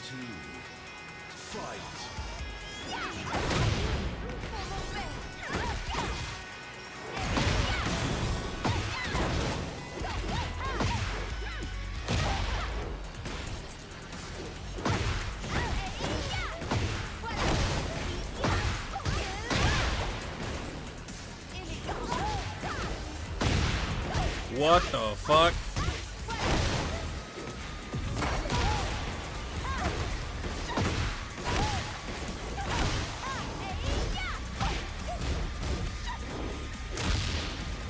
Wow, what the? She went constantly for the grabs. I'm like, you're joking.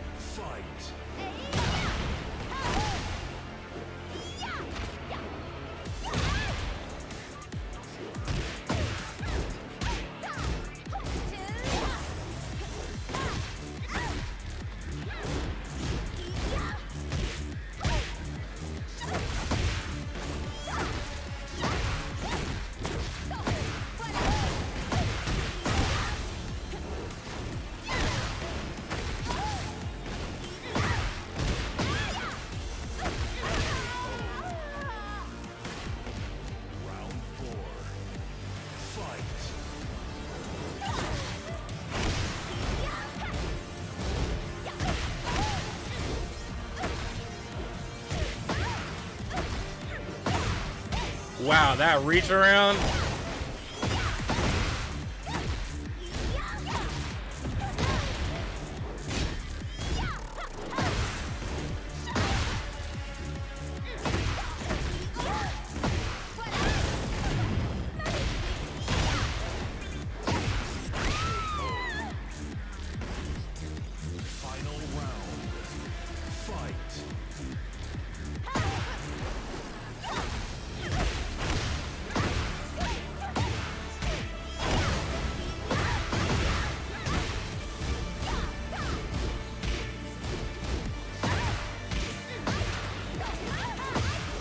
Maisie went for the grab.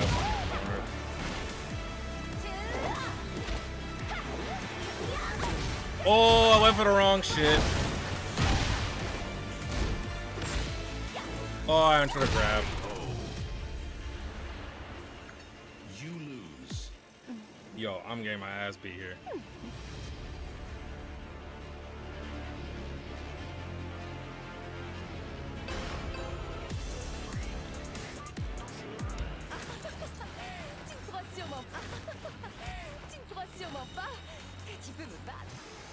Round one. Fight.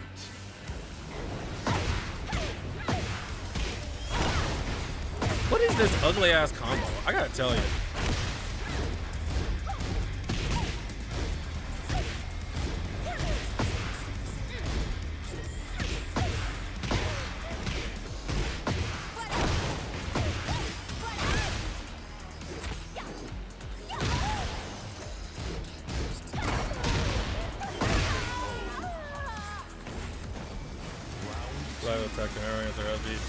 Hey, I know that. I've been stuck in like Boojin the whole time.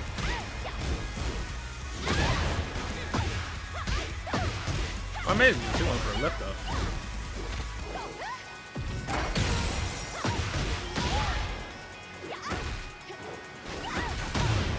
Oh damn, I got hit into a wall.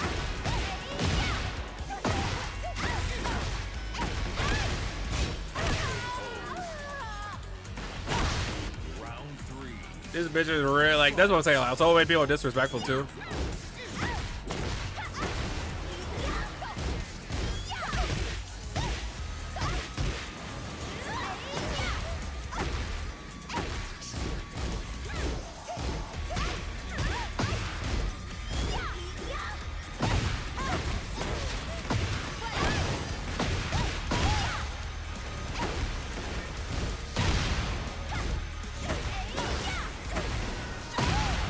Oh, I got up on the wrong way. Round four. Fight.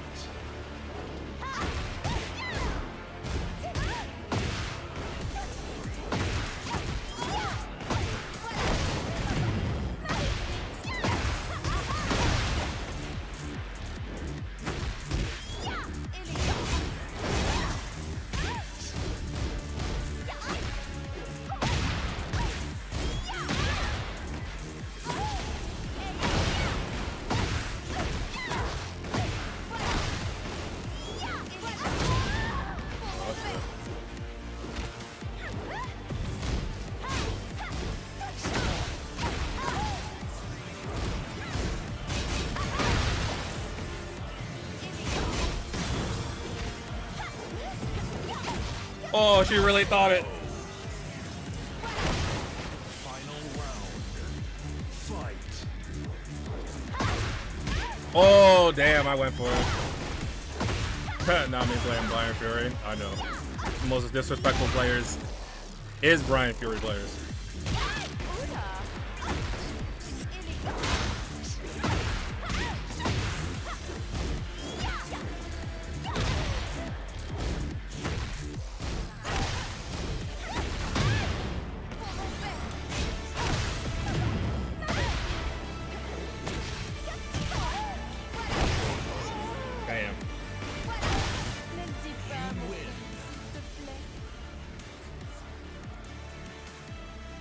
Brian Fury players, literally the most disrespectful ones are Brian Fury.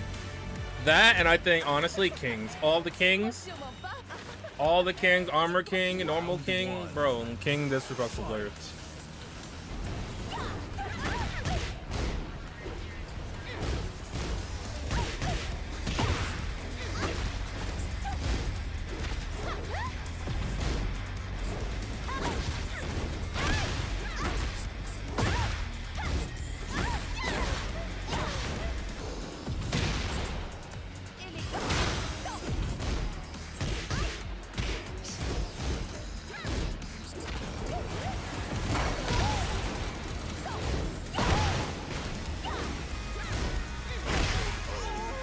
Why did I do that move?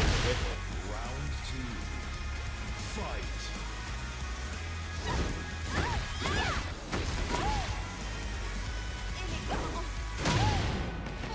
lag was crazy.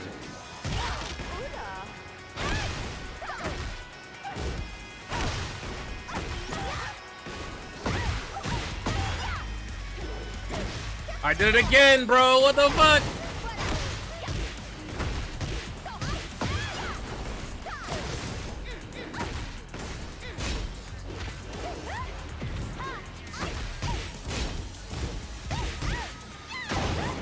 Ooh, what? He went for the low.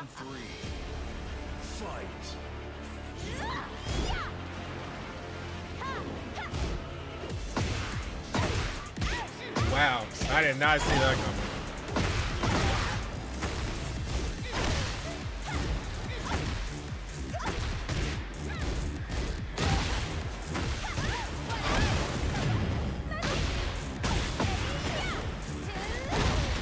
Weak as damn.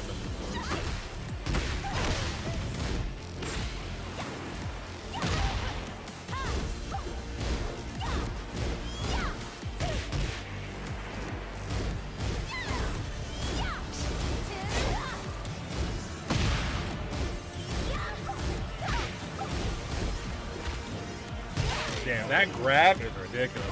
The neck twist? I don't even know how you even do the neck twist with Lily.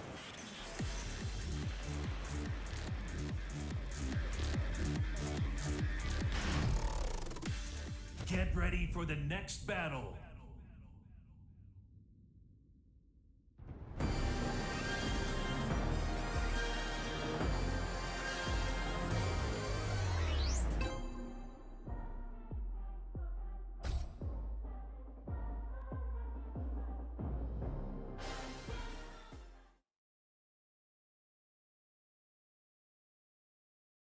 Get ready for the next battle.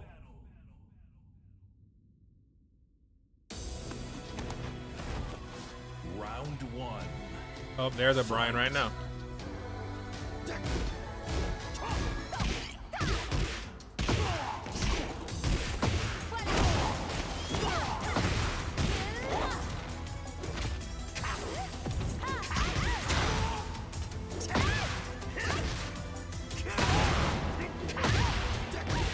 Damn, what is that backhand?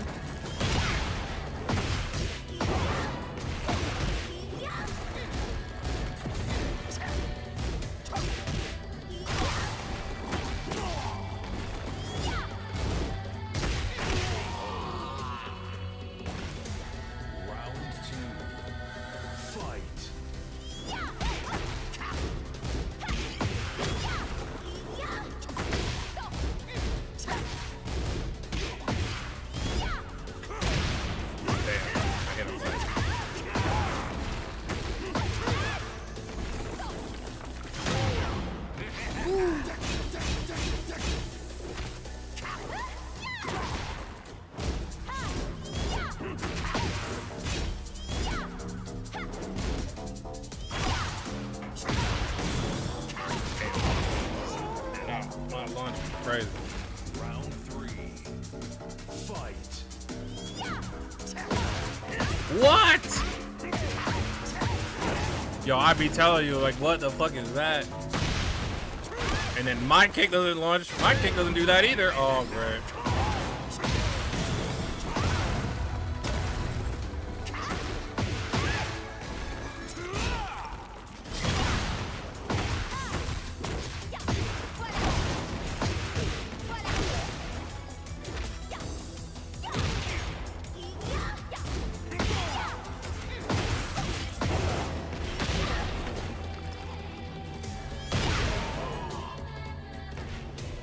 Yeah, that kick is ferocious too. That reach kick, my God, I love that kick. When you hit that kick, it's like, ooh, they be caught.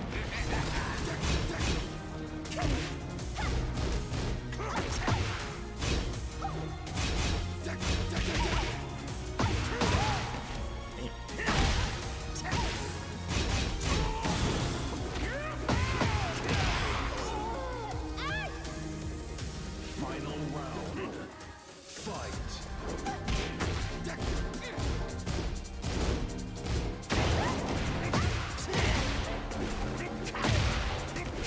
Back hit again.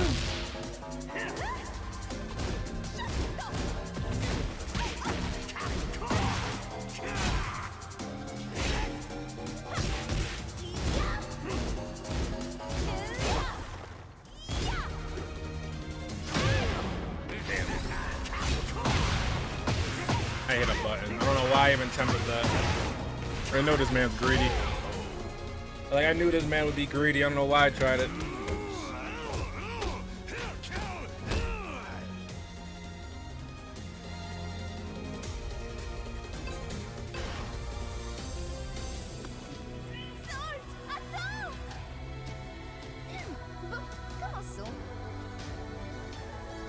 The fuck?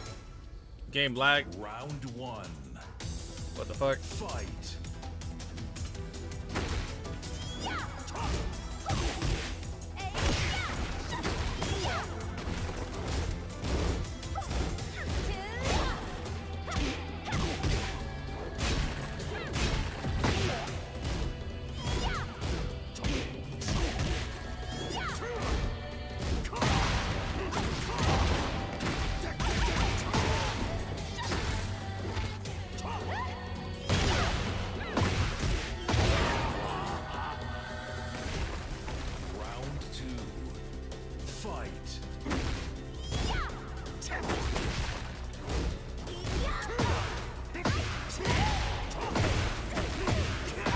Crazy combo here.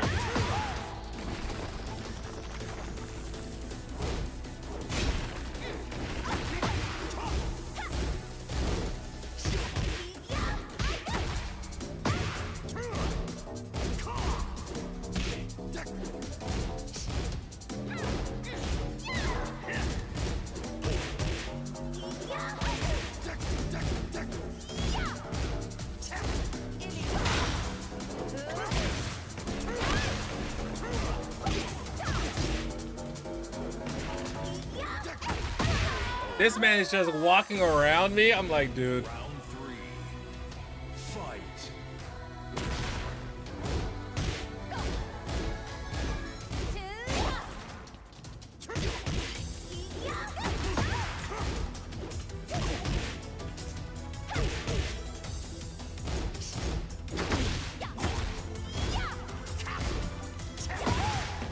Oh, damn, because I went for the low.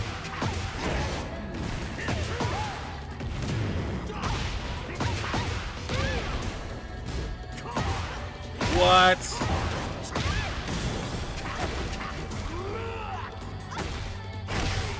Damn low kicks. Round 4. Fight.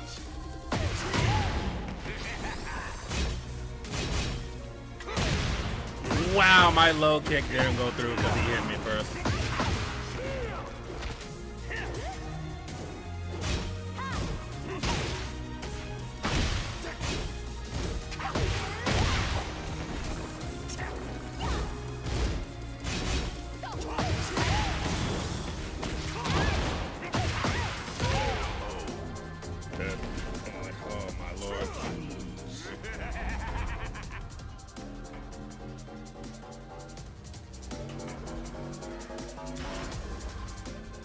Get ready for the next battle.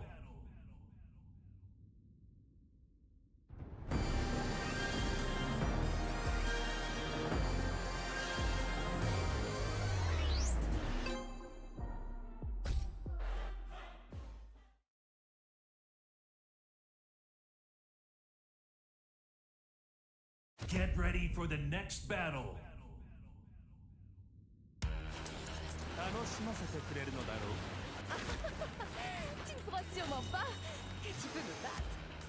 Round 1. Fight. Why do I keep going paired on this map?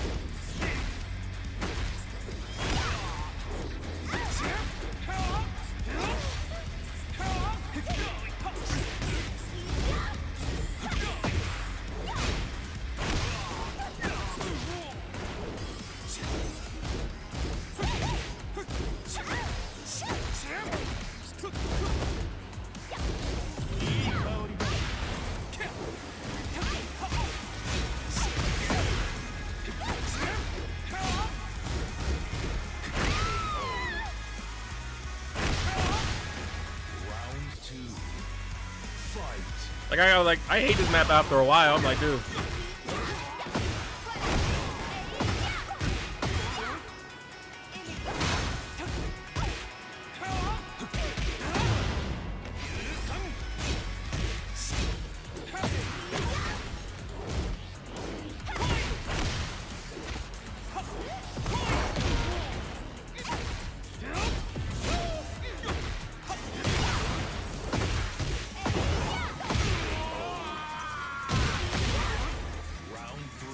It's not that bad. I like the Coliseum map because it's just like non-weather effect.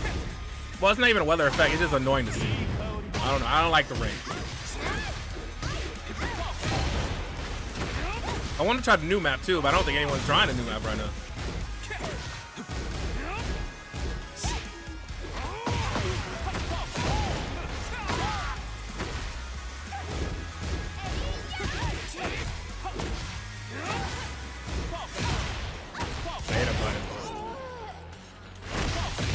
Round 4. Fight.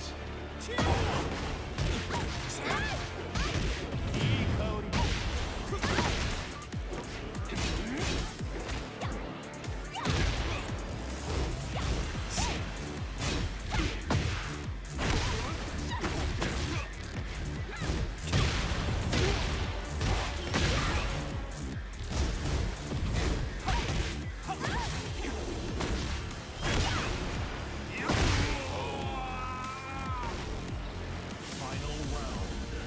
Fight.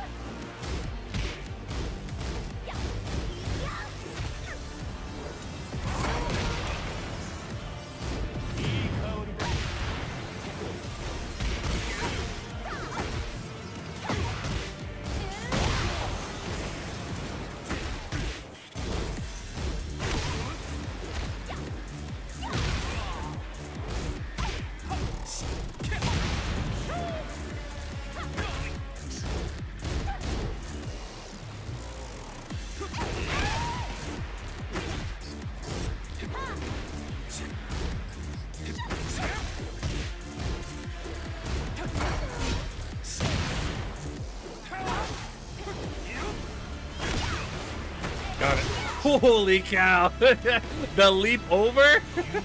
That's why Lily is so interesting. When you get those moments where you jump over somebody, and it's like, oh.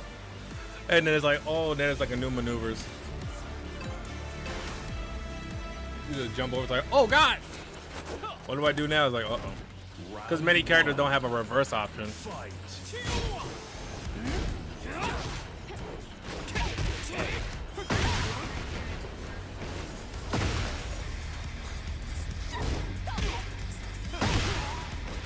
Damn, he launched me too.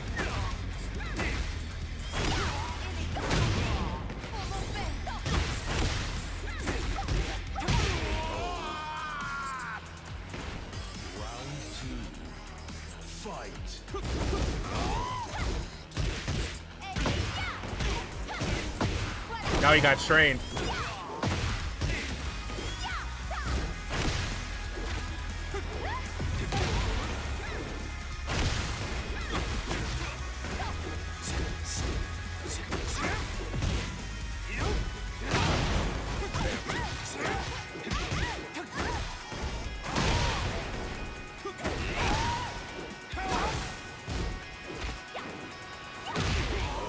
Damn, the grab. The devastating grab.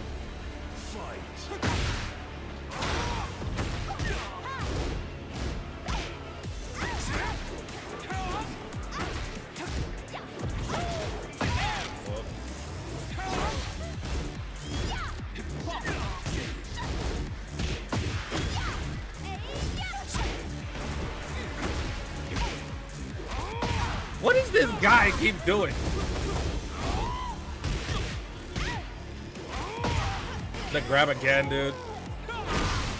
I didn't know that grab actually does damage too on the ground. What the fuck? Dude, this is why leaves are so weird.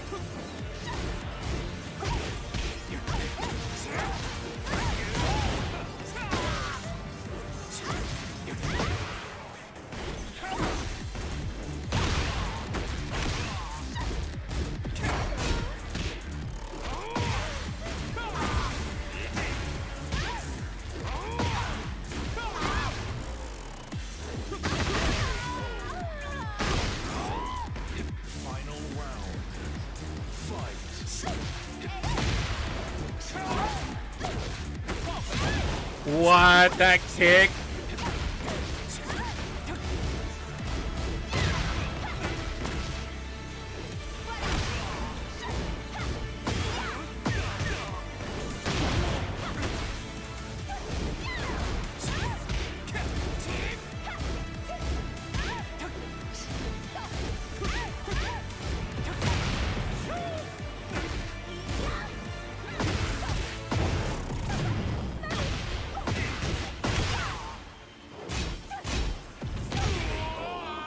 He tried it too. He tried it too.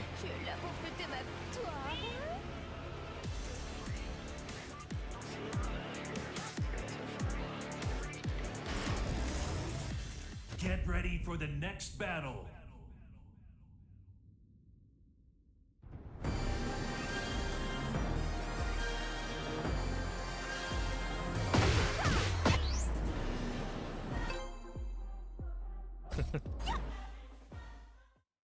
Get ready for the next battle.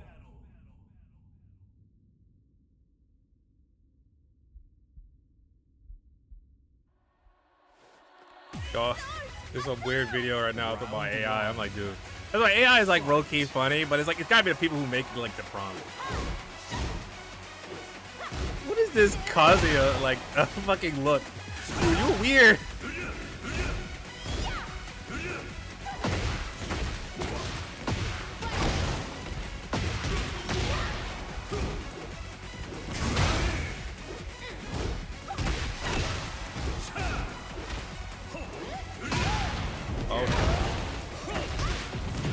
Yo, I hate when I see ugly ass bits. I'm like, dude, this shit ugly. Round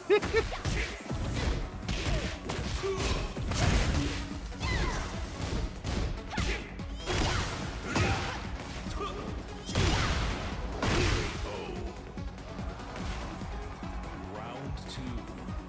Fight. Like, you must be Chinese. I'm being racist right now. It's okay. It's a video game. You can be racist in a game. It's all legal.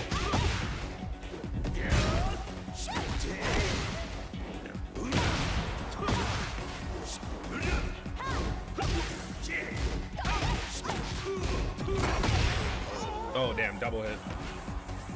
Round 3. Fight.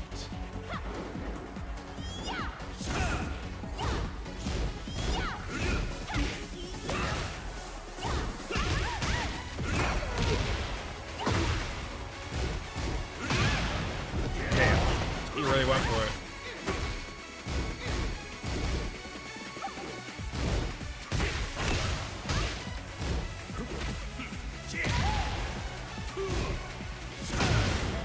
Damn, what? Wow, I did not expect that. What was that stomp? I've never seen a Kazuya do a stomp. What the hell is that wave stomp?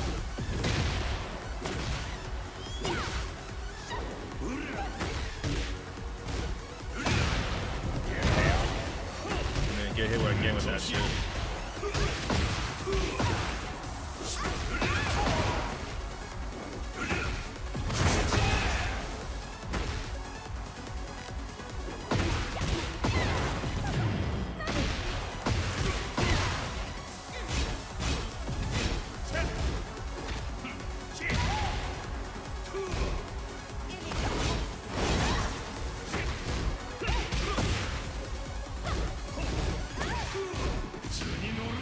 Oh shit. Damn, I did not expect him to do it. Like once he did his ult, like, oh, I'm up to capitalize, then I'm on ult. It was smart. That was a smart plan. That was a smart plan. You lose.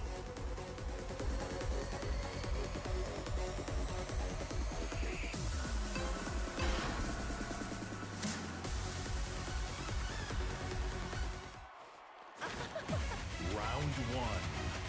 Fight.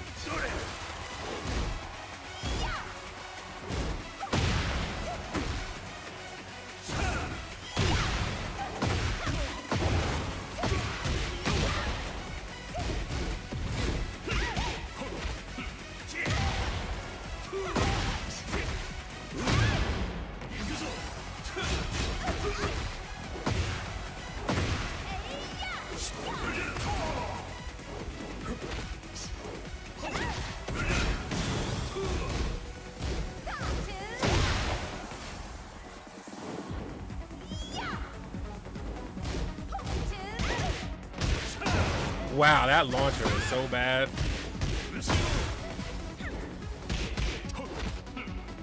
What is this grab that I can't stop, dude? What button do I press? It has to be like triangle or something.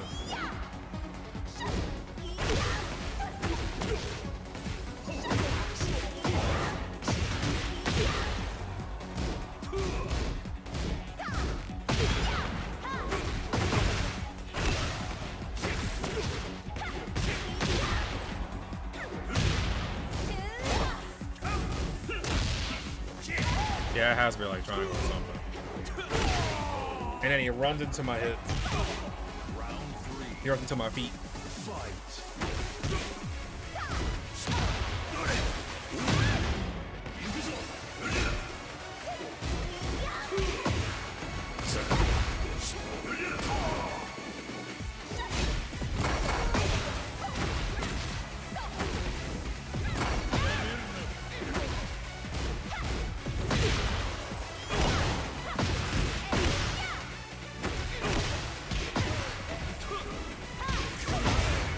What? What? Yo, this game is full of shit. There's no way I got launched mid-attack. I'm doing my stomp move, and you telling me that he interrupted me? That is horseshit. I've never seen that. I've never seen someone react to the stomp that fast to attack.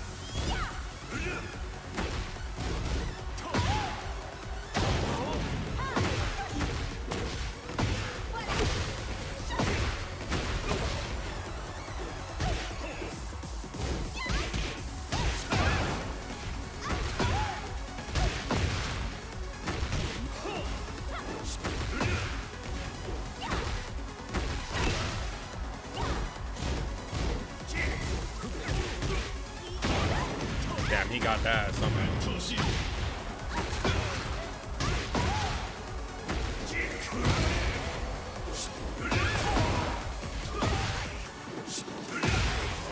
Wow, that was a reach. I don't believe that.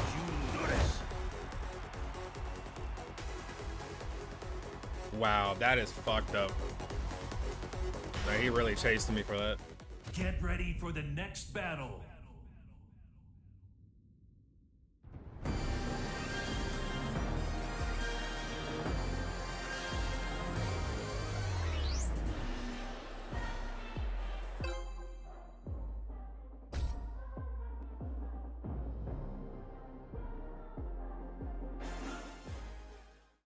Get ready for the next battle.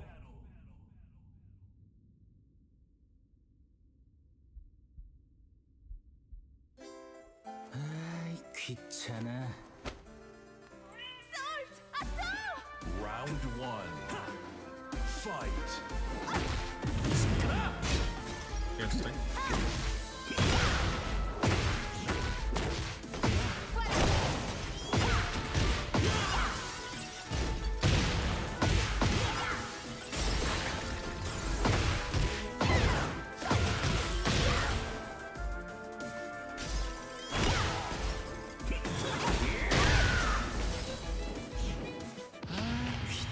Ooh, what is this guy? Yo, this guy is strange. Oh my god, he ults immediately? Yeah. Yo, that was a weird ult. That is a weird ult, I gotta tell you. I've never seen that one.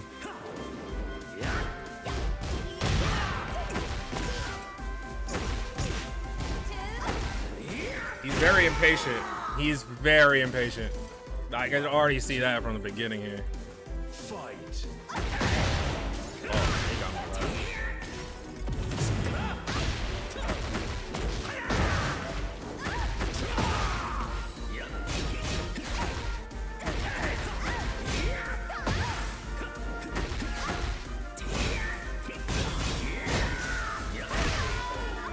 He's super offensive. If he doesn't have the offense, he crumbles.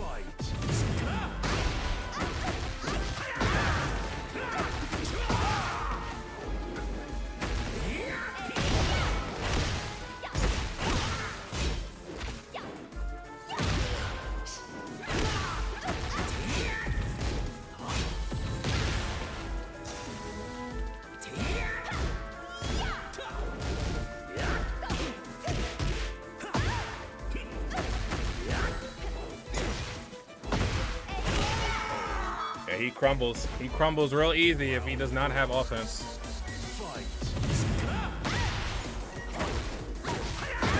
Damn, how did I still get launched?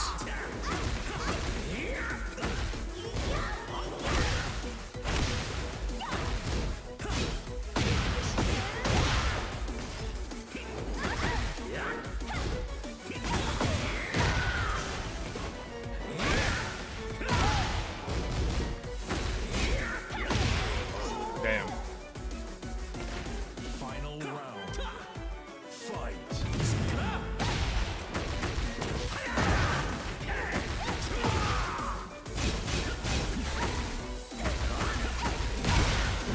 Why did I fucking block that?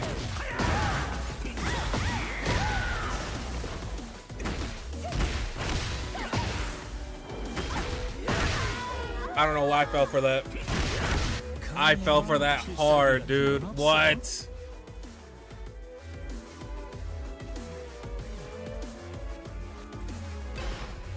I doubt he's gonna do the run back. Oh, he does. Round one. Fight.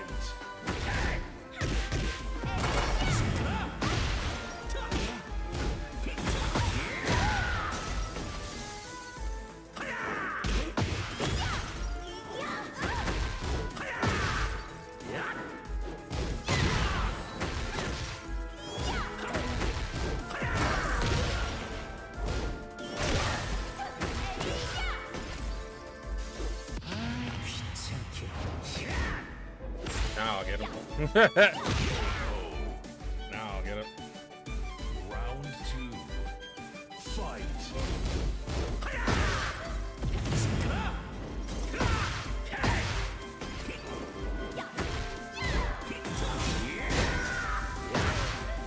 How did I still get launched, dude? I hit my... Oh my god, I hit the armor.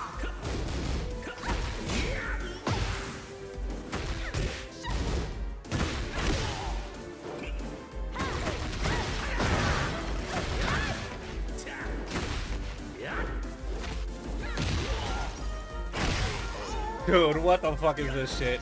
Again, dude, I'm literally getting out-owned by literally like a move like that.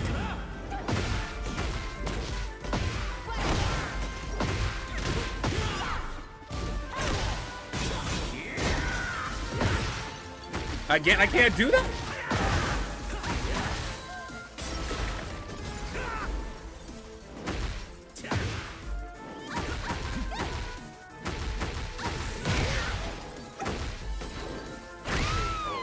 I hate this so much. How? That one move too, where he just spins to the side.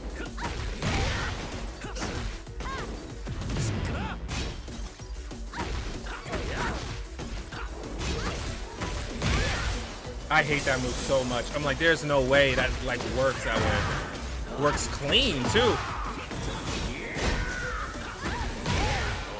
Dude, I get low hit and then I get duffed. I'm like, what? This dude was so ass, and I could not understand his movesets.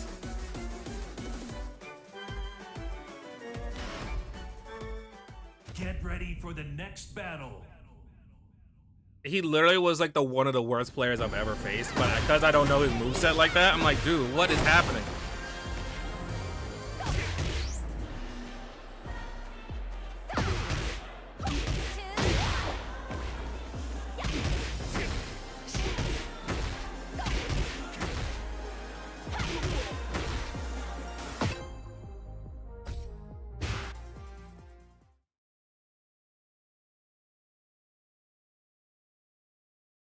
Get ready for the next battle. Oh no, not Yo-Yo. Great. I know the worst character just like mine, but even worse because she has too many stances. Fight.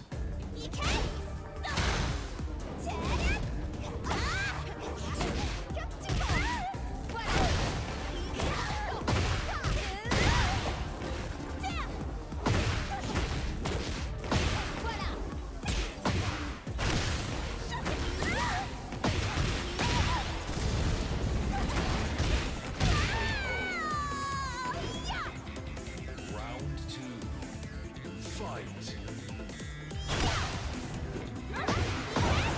Wow.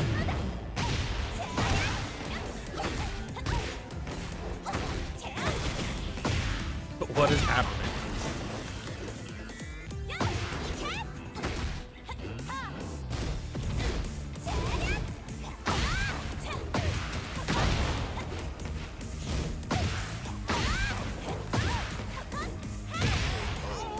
Damn, he got me with that. I don't know what the hell was happening. Fight.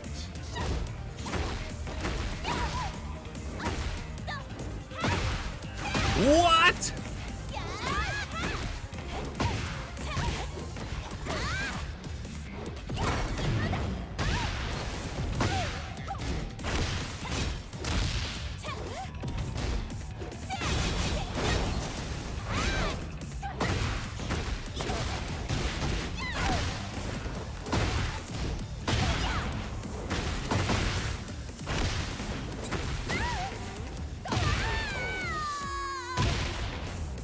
Round 4.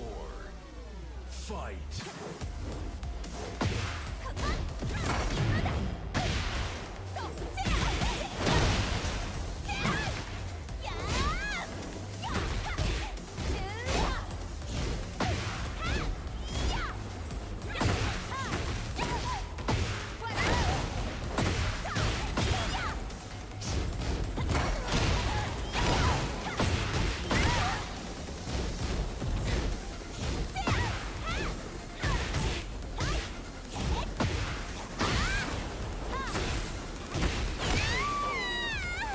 That counter hit. Sheesh. You win. Tu es là pour fêter ma victoire.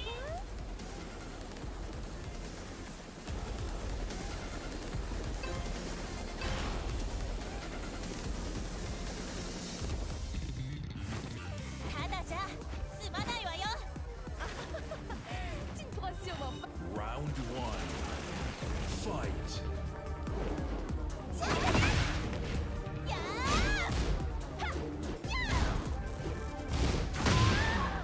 Oh shit.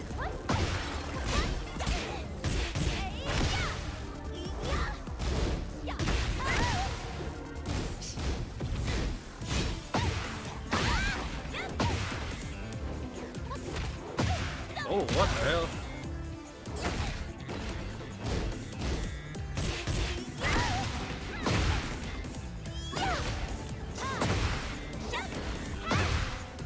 Wow.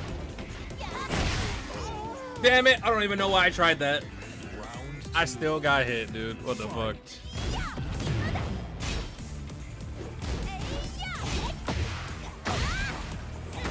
She loves that one move, and I cannot figure it out for the life of me.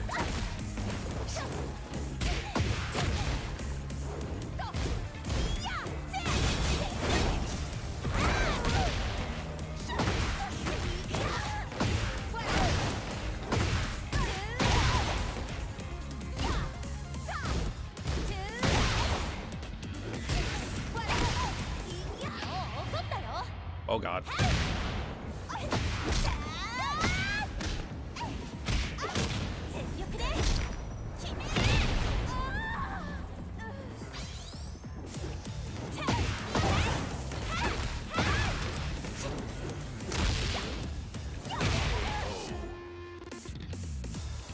Round 3. Fight.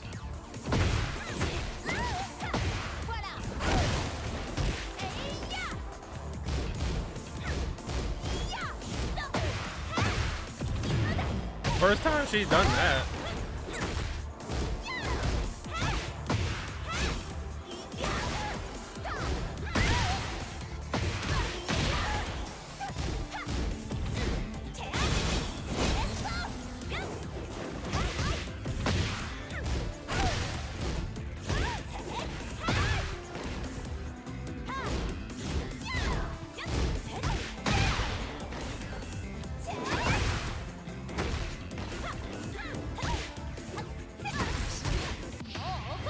No way she pulled that off. Yo, she got hit once and was like, I'm gonna ult for it.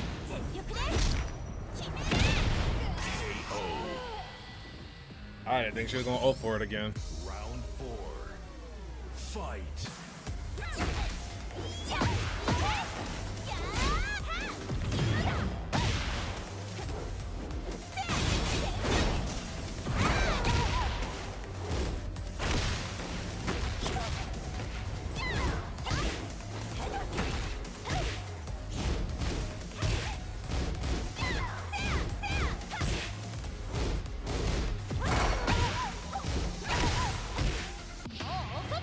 Yo, she really tried it.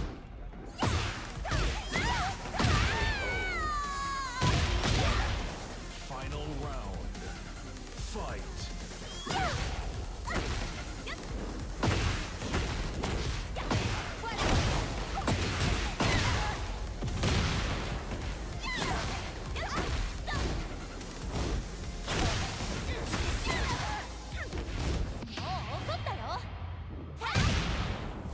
Yo, she ulted immediately. I feel like that's such a noobish thing to do, unless it's calculated like earlier. But that's noobish then, like right there. And I was like, oh, I'm just gonna ult because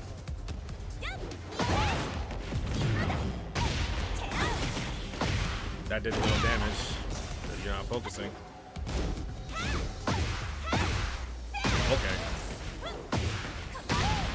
Oh, what? Oh, okay, that was me. That was me literally fucking it. That was me literally fucking it. I just did not care my life. My life choices, I just didn't care about. I was fucking her up. And then meanwhile, I was like, oh, I just thought it was just not caring.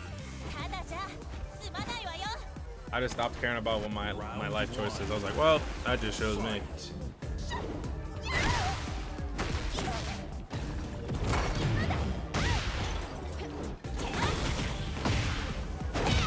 Another noob move. Okay.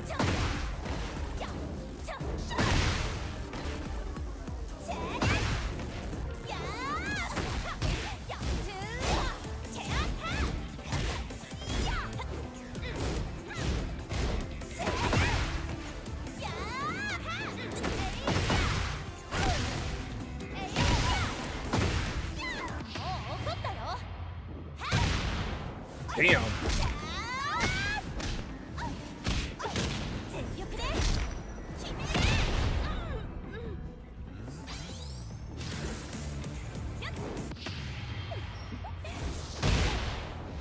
I could do it too.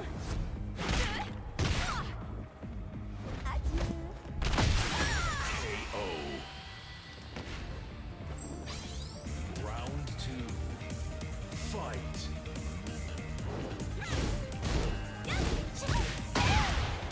I don't know why I tried that.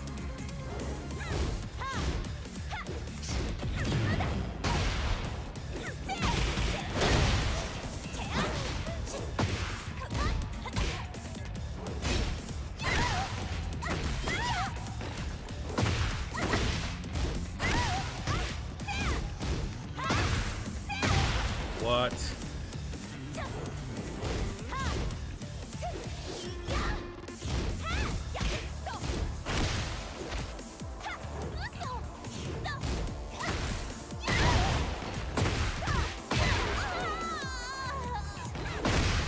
Round 3.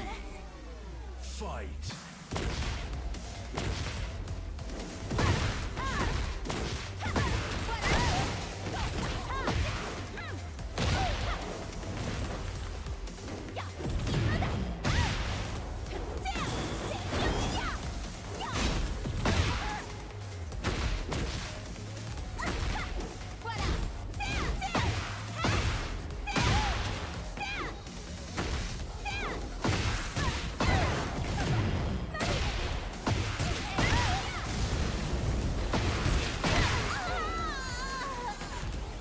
Dumb bitch. You win. Tired of you. Damn. It was me for being dumb, just letting this bitch just hit me around. Get ready for the next battle.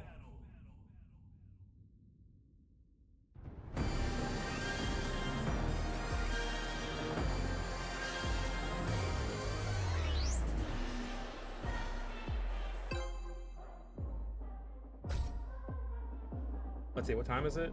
5 o'clock? We can maybe do 1 or 2 more. 2 more rounds. Get ready 2 more for fights the next or battle. opponents.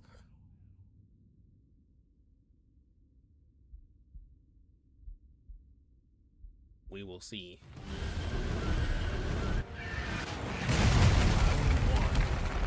Fight.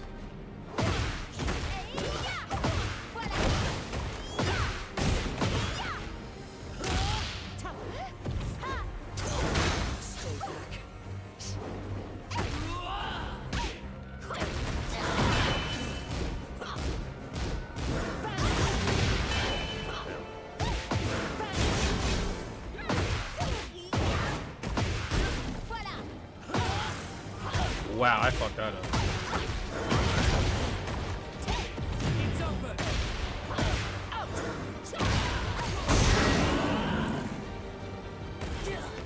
Round 2. Fight. I'm amazed he did that first. He didn't jump. Yo, that move right there is so weird.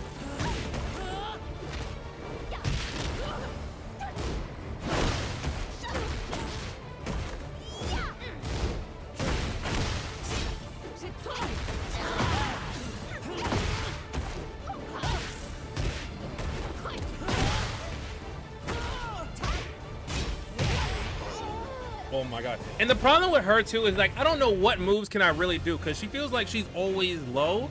So it's like, can my highs really work against her?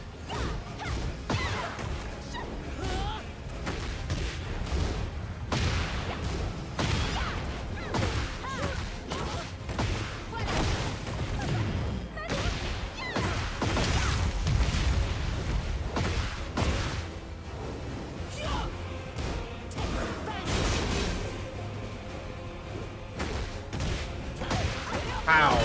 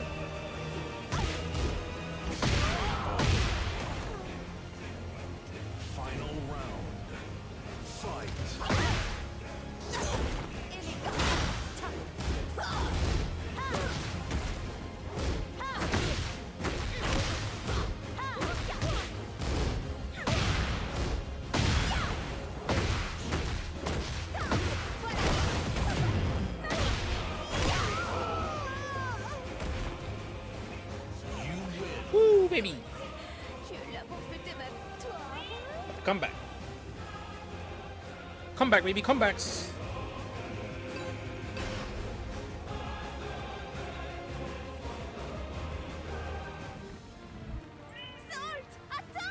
Round 1.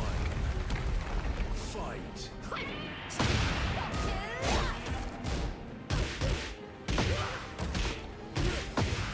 Who did that?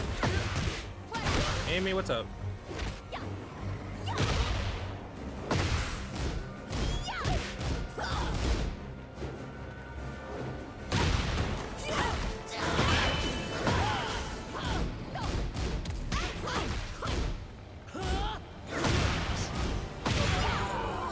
You know I wasn't gonna do it again, huh? Round 2. As soon as I redeem, I got that. I got ad. Oh no. Oh damn.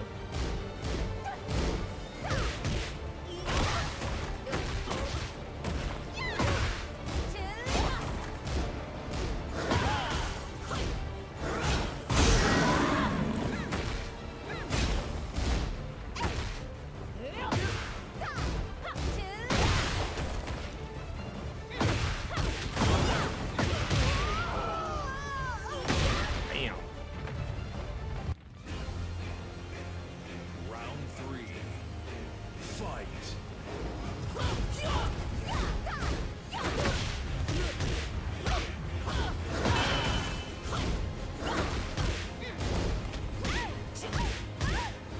Oh damn. I got it.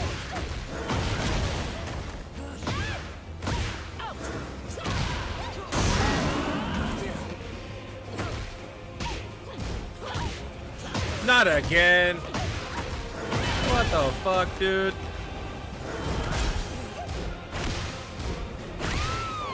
Damn it.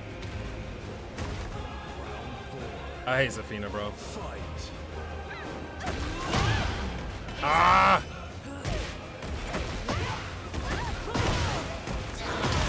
Zafina has some of the dumbest movesets too. I just hate it. Like, it's so awkward. It's like her and like, what's it name? Eddie? I hate Eddie's moveset.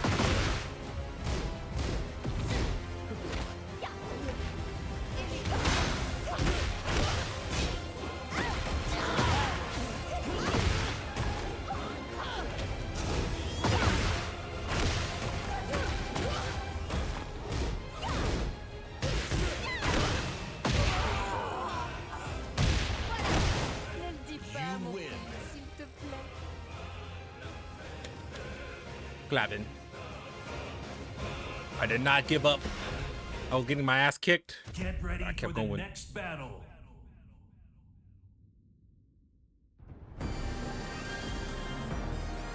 Corey Kenshin, drop the video.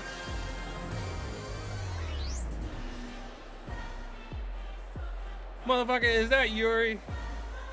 No, not Yuri. Steve Blum. God damn it, Corey. How the hell you get Steve Blum to do something for you? Get ready for the next battle. Damn, we gotta watch this video. Hold on.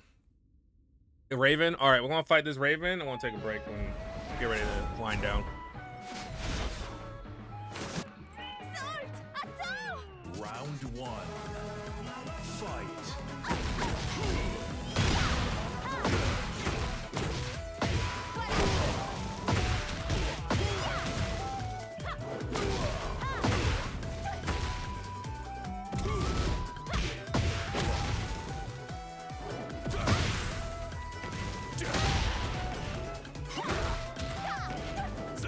What the fuck was that?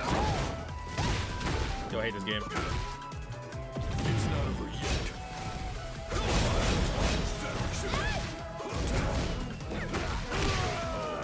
No, bad. Round two. Like that. Fight.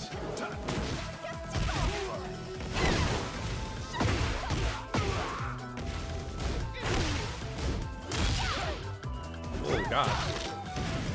Break my neck.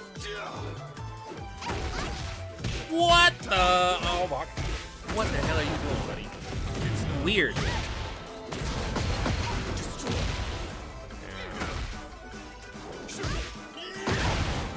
never mind. He got me. Oh, that knee strike. I hate that knee strike, bro.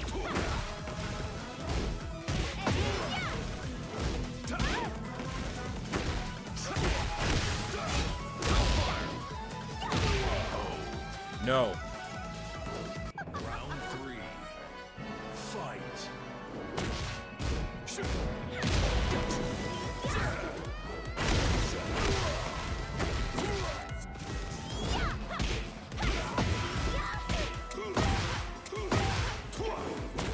Stop that.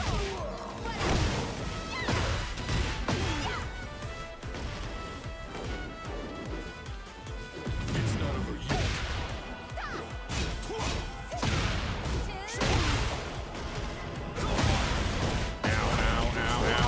Ow.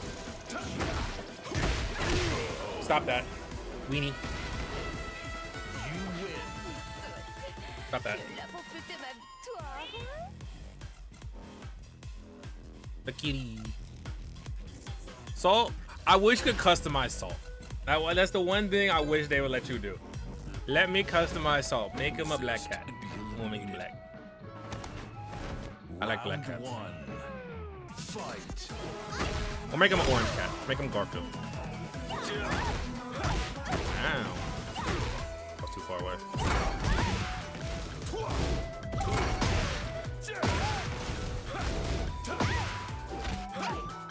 Damn.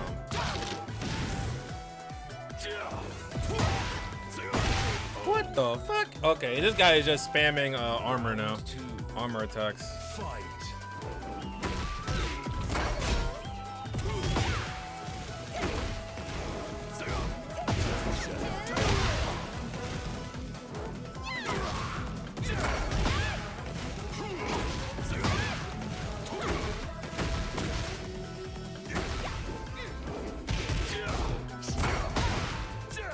What the fuck?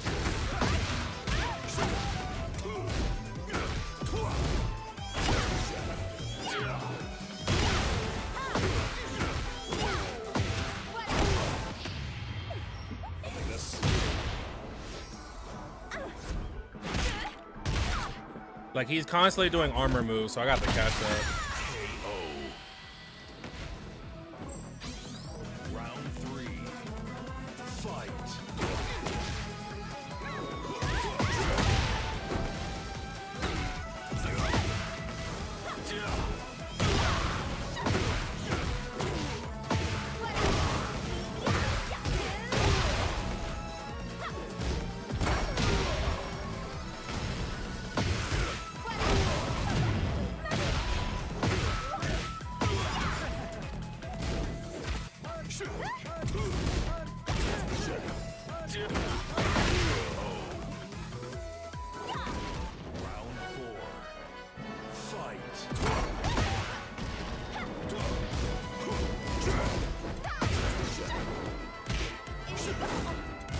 Wow, I don't know how that worked out.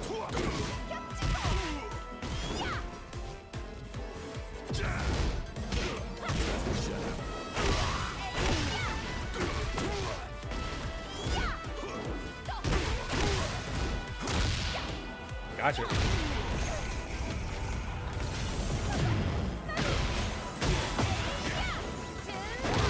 Bah!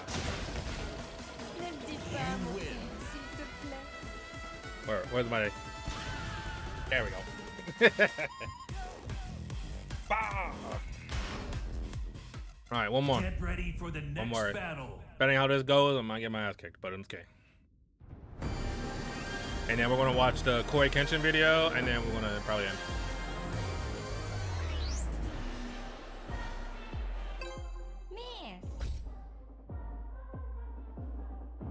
Yo, I miss playing Worms.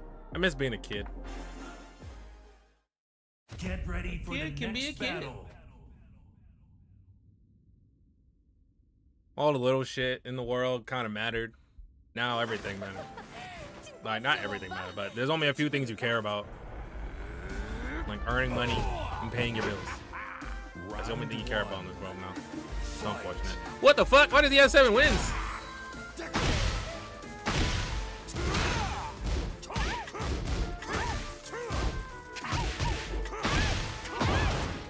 What the fuck?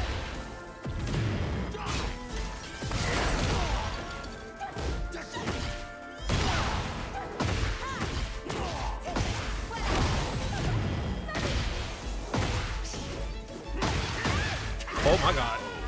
What the fuck happened? Oh my god, I hate this game. When it, like, some bullshit like that happens, what?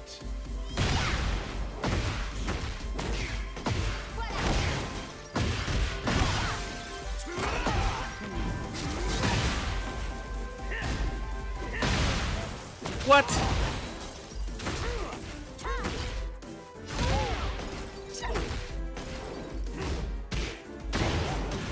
No way he looked for a low. Out of all the attacks I could have done, he got a low.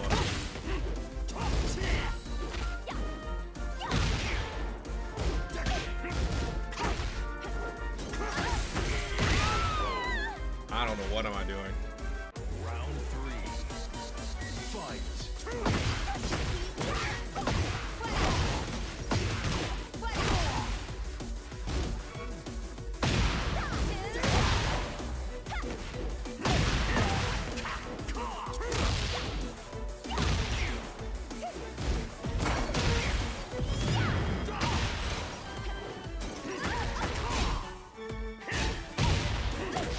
What?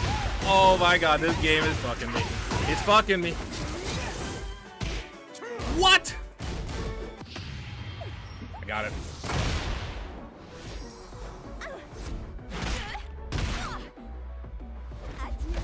The game fucked me. It was fucking me. I had him pressured, and then it just let me move to the side or something, or he moved to the side, and I got caught.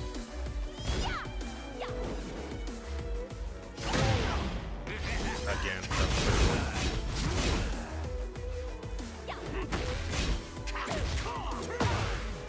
No way, he went underneath me.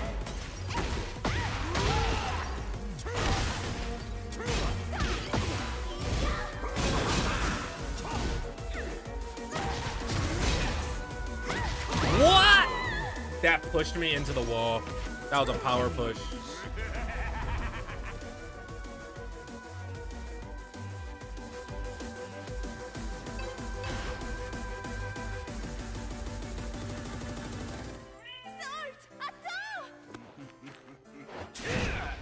Round one. Fight.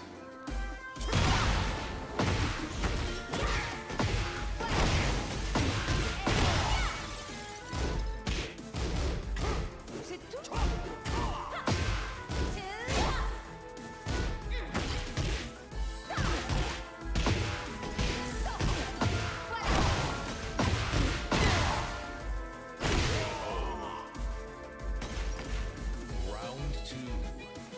Fight.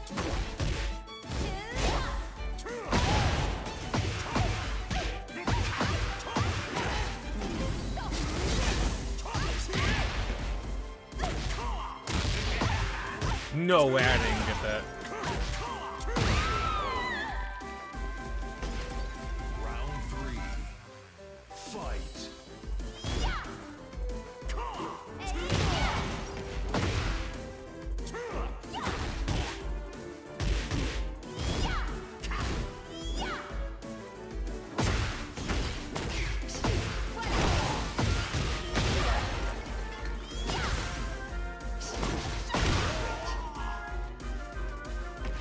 Round four. Fight.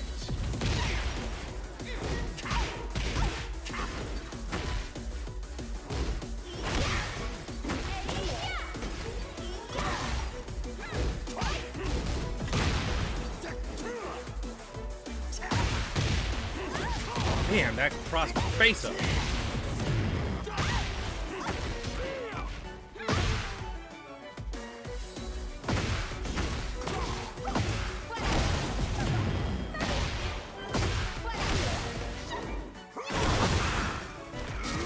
Damn it, there's no way.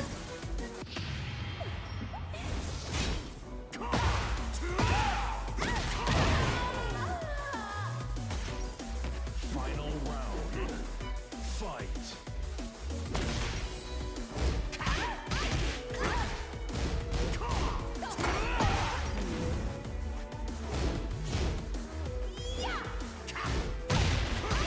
Damn, that back slap is fucking dumb.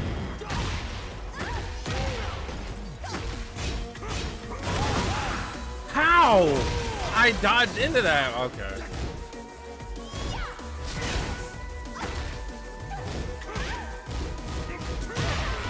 Yeah, I was cornered. I didn't know what to do there. I could have probably dodged out, but oh my god. I had him on the run, dude. I fucking threw it the last game. Nah, I gotta end on a win, man. I didn't have anything on that. Get ready for the next battle.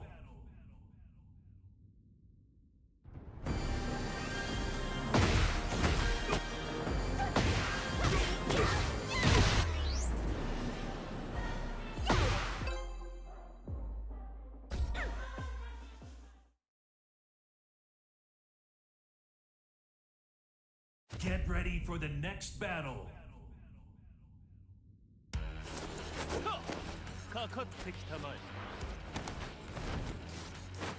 Round one.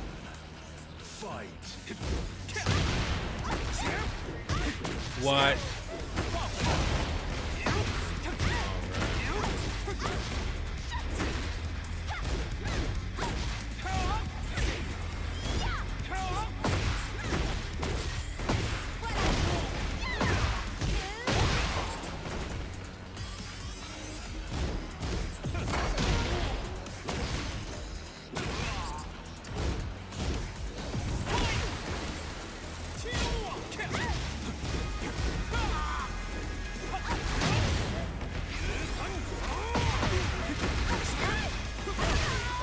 Damn, that hit me with the low.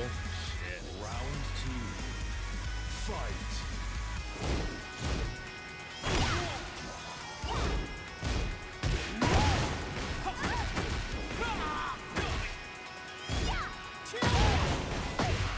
How was that a launcher?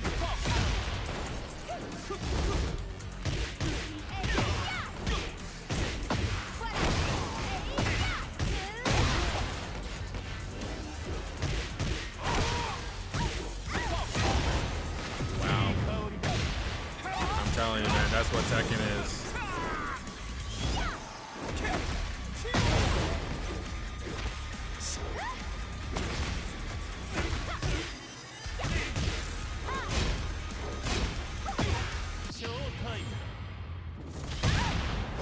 Damn.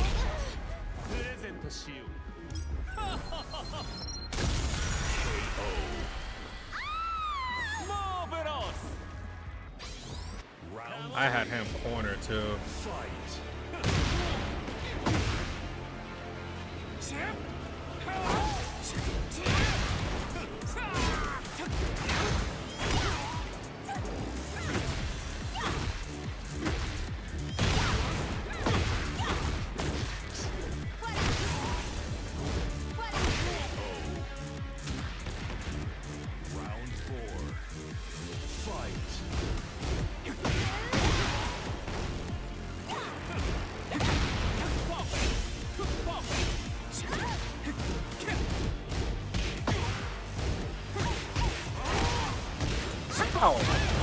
Dude, I tell you, like, there'd be some of the dumbest. What'd I say? I just got up, dude. I couldn't even get up. I got up once and then got fainted into a launcher. Bullshit. How?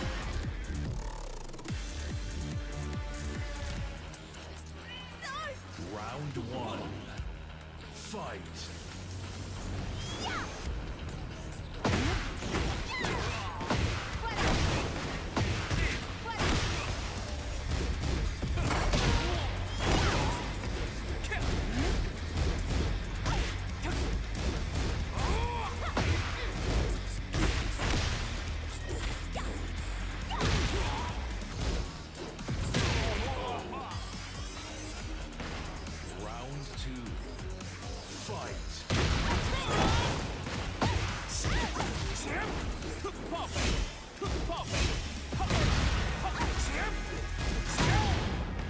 No, wait up.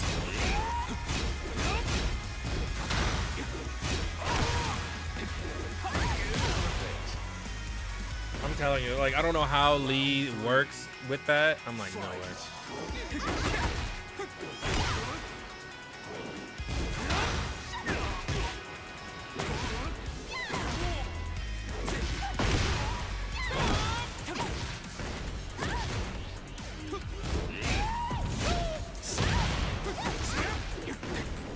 Launch again.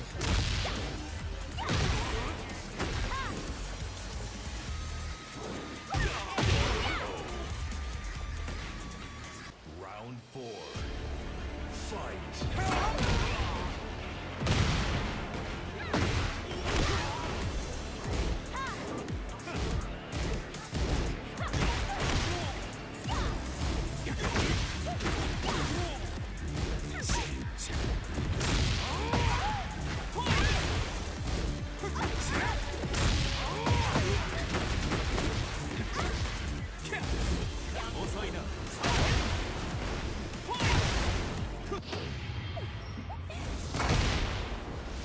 Got it.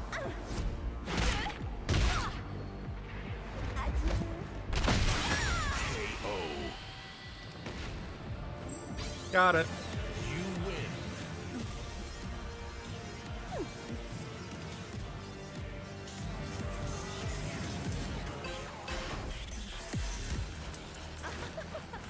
Tu ne crois sûrement pas que tu peux me battre.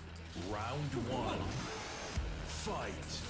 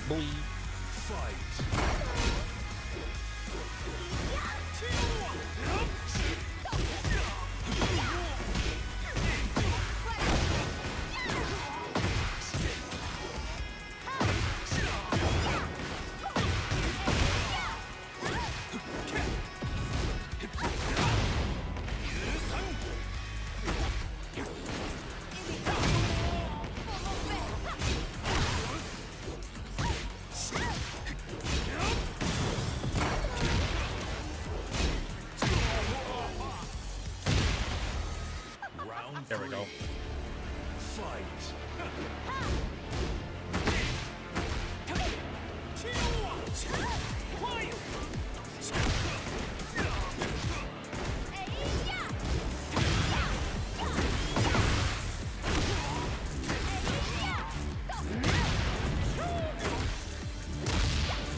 Gotcha. Baby! I got this. Yes.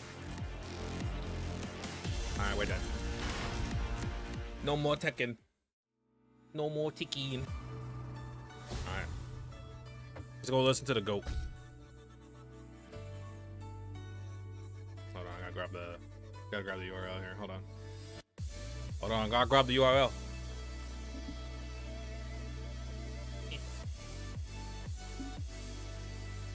All right, let's go.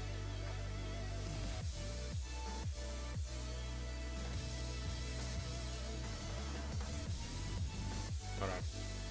Turn this off. Okay. Yeah. Okay. Let me turn this. There we go. All right. We're listening to Corey. It's a 13-minute video, and then we'll end on that. We'll listen to what Corey has to say, because he's the GOAT. The day began like any other. A warm breeze threaded through the ordinary. Again, how did he get Steve Blum on this shit, man? Indifferent, blue, the kind of quiet you don't notice. Like Wolverine. Until it's gone. Then the sun vanished without warning. It didn't return for 2 weeks. It was as if the sky itself blotted it out. We called it the Eternal Night. EN. Chaos followed. Planes fell from the sky like dead leaves off trees. All our electronic devices failed us. We were blind and powerless. Just the breathless hum of a planet unplugged. That's when the people started to change. Marks on skin like roots weaving through veins. Something was alive and restless, shifting beneath. E-N. 2 letters, like a curse. We whispered through the dark. Years passed. Humanity recovered. The ones with the marks blended in with the rest of us. EN became yet another unsightly blotch on humanity's report card. A reminder of what we are underneath the masks. But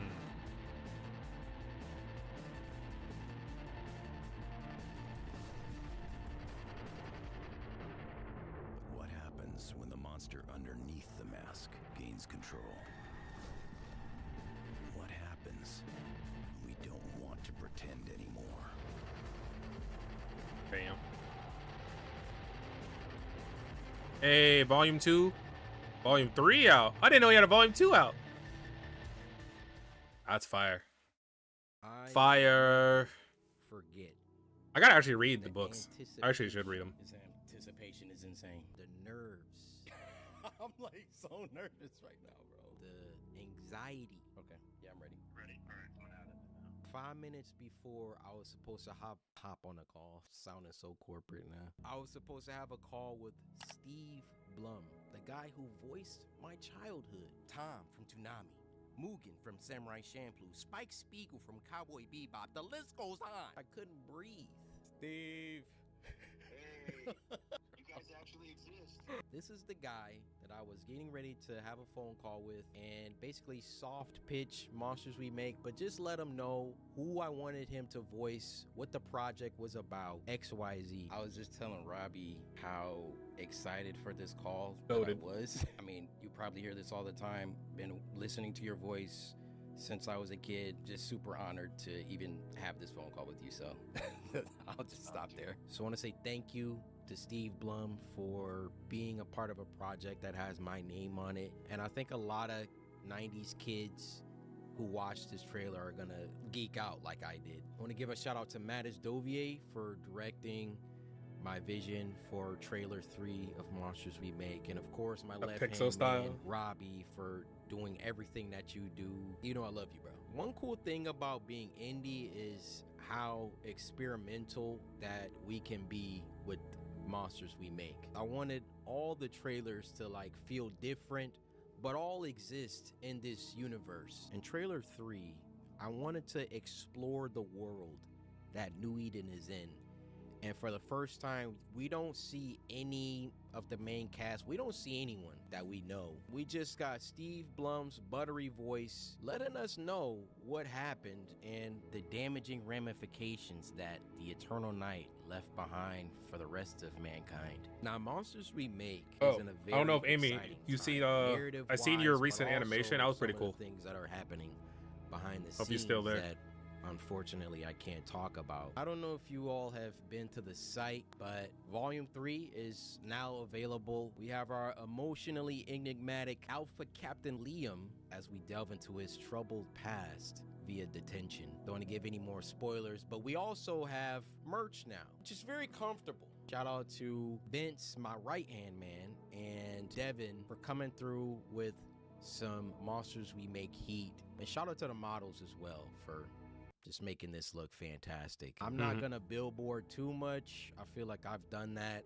for my own merch and other things throughout the years selling to you guys, but obviously we all worked really, really hard on this. If you're interested in Monsters We Make, I know not all of you all are. I'm still signing 777 copies. It won't be the first sold. It'll be anyone who buys a copy of Volume 3 in the next 48 hours. And that is a trend that I will be continuing until I say that I'm not anymore. I want to give a huge shout out to my team who are all rock stars. I put all of their handles and info on screen. You know, our team's growing all the time. The amount of creativity and ambition and passion in all of these individuals has only made Monsters We Make all the better. I feel like volume to volume, it's not only art-wise, which I think is very clear to see, but story, lore, all of it is just becoming so much deeper, in no small part to the team. We honestly should be sponsored by Google Hangouts because of how many meetings and meeting hours we have logged. Google Hangout. I'm so blessed to be able to work with them. And all I'm saying is y'all are not ready for Volume 4. I want to shout out a few more things. We have a subreddit, r/Monsters We Make, which we will be doing a AMA on at some point in time. So if you want to ask any of us any questions, please join the subreddit. Please participate with chapter discussions. The team and I always love seeing the comments that you guys have and some of the theories, and we just love feedback. It's not like a YouTube video where like I can post a video, go in the comments and get like instant feedback. When we release these chapters, we don't have a comment section on the website, so the subreddit was like the main way to get that. And shout out to Andrew for setting all this up, because I have no idea how Reddit works. I don't even have a Reddit. I want to shout out Just Jez and World Paz. The team and I love these two have reacted to like every chapter release of Monsters We Make so far, and it's like the coolest thing for the team and I to like a Monsters We Make Mondays will drop, and then we know those two will like react to the video or react to the chapter, and it's so cool to see feedback. I'm telling you, like the team and I, we're fiending for feedback. On that note, I want to give a huge shout out to IDW Publishing. Hey, with us to get Monsters We Make. I got Manhattan Cafe. All your favorite bookstores. I came back for her. Barnes, I'm talking Targets, I'm talking Kino Kanuyas, I'm talking whatever your favorite. I came back to play Uma bookstore is. Musume just to roll for her, We're bro. trying to get it worldwide. She is the wife. And IDW has been great with helping us to achieve that. A few people have already sent me pictures of Monsters We Make at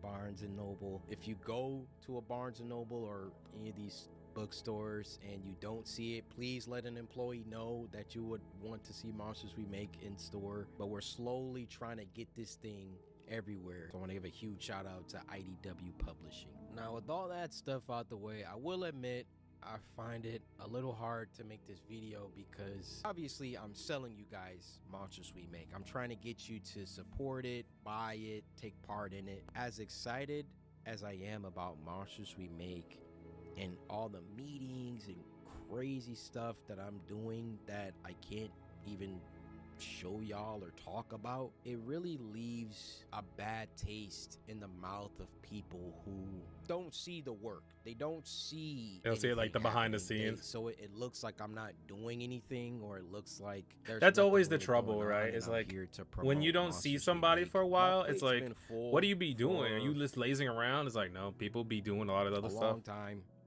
And that's how life would be. But I understand because you would look up to somebody, it's like, why ain't you the streaming? FNAF Why 2 ain't you movie, doing which this? Why ain't you uploading videos? It's like, spoiler. I got other I'm life in things, it man. Again, I haven't even seen the movie yet. I have no idea what the plot is. I don't know anything about it. I got invited to see it twice, and I couldn't go either times. I got invited to see it early, and then both times were early, but I just couldn't go because I had stuff going on, and then the second time I had COVID. I got a lot going on. Obviously, the 100 uploads has been weighing heavy on me because doesn't look like we're gonna hit it. It's not impossible. It brings me no joy to face this failure, this imminent failure that I can feel coming. But I am trying. I always keep telling myself he pushed himself too hard. I'll say that. Like that's me. Pushed himself too hard. He put a lot on the plate. Like never gets less full. It's like there's it's just always something, and I don't want y'all to take this as me complaining or moaning and groaning, whatever. You know, I just know people are gonna say, "Oh, he's here to promote Monsters We Make." And yes, on some level, yes, I do want you to buy Monsters We Make. I do want you to, check it out. And there's a lot of people. It's not just me that's working on. There's so many people working on this, and I want it to succeed. I want to succeed. Everyone, that's not the question here. It's just, I don't want y'all for a second to think that I lost the plot or that I have no self-awareness. Just to let you know that I am trying. I'm always working on something. Y'all might not see it for a while. It might look like I'm not doing anything, but something is always being worked on. My next video, I've been chipping away at for a very long time, and I think a lot of people will appreciate it. None of this should be as stressful as it is, because at the end of the day, what am I doing here? I'm playing video games for you guys, creating something that I want to be better than JJK.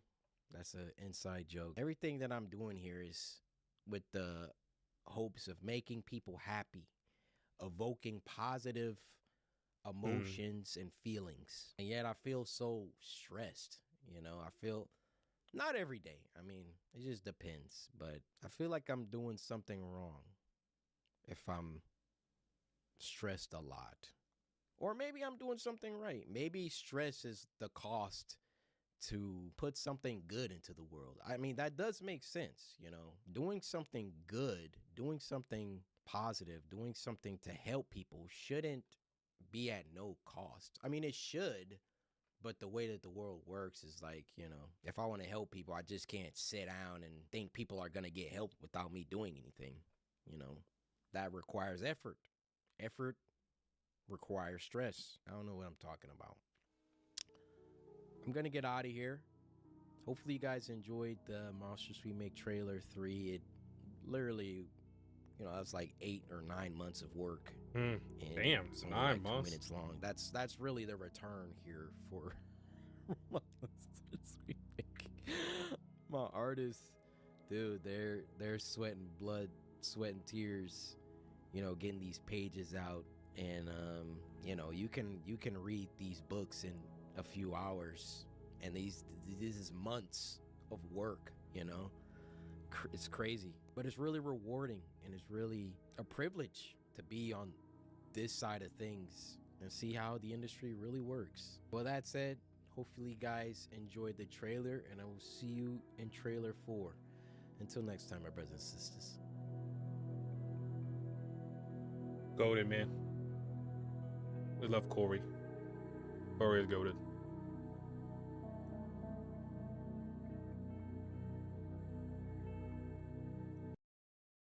Oh, yo, I gotta actually read the books though. I want to actually know what he's talking about.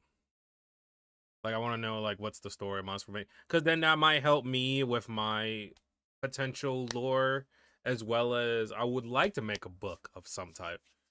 But again, that's always like hard. It's like, say I want to make a book, but I don't know where to start. Like, I'm trying. That's why I'm trying to like gather all my lore and stuff to potentially, and then work on everything that I need to. Yo, Digimon DLC is out. Oh, fuck me. There's not enough time in the world.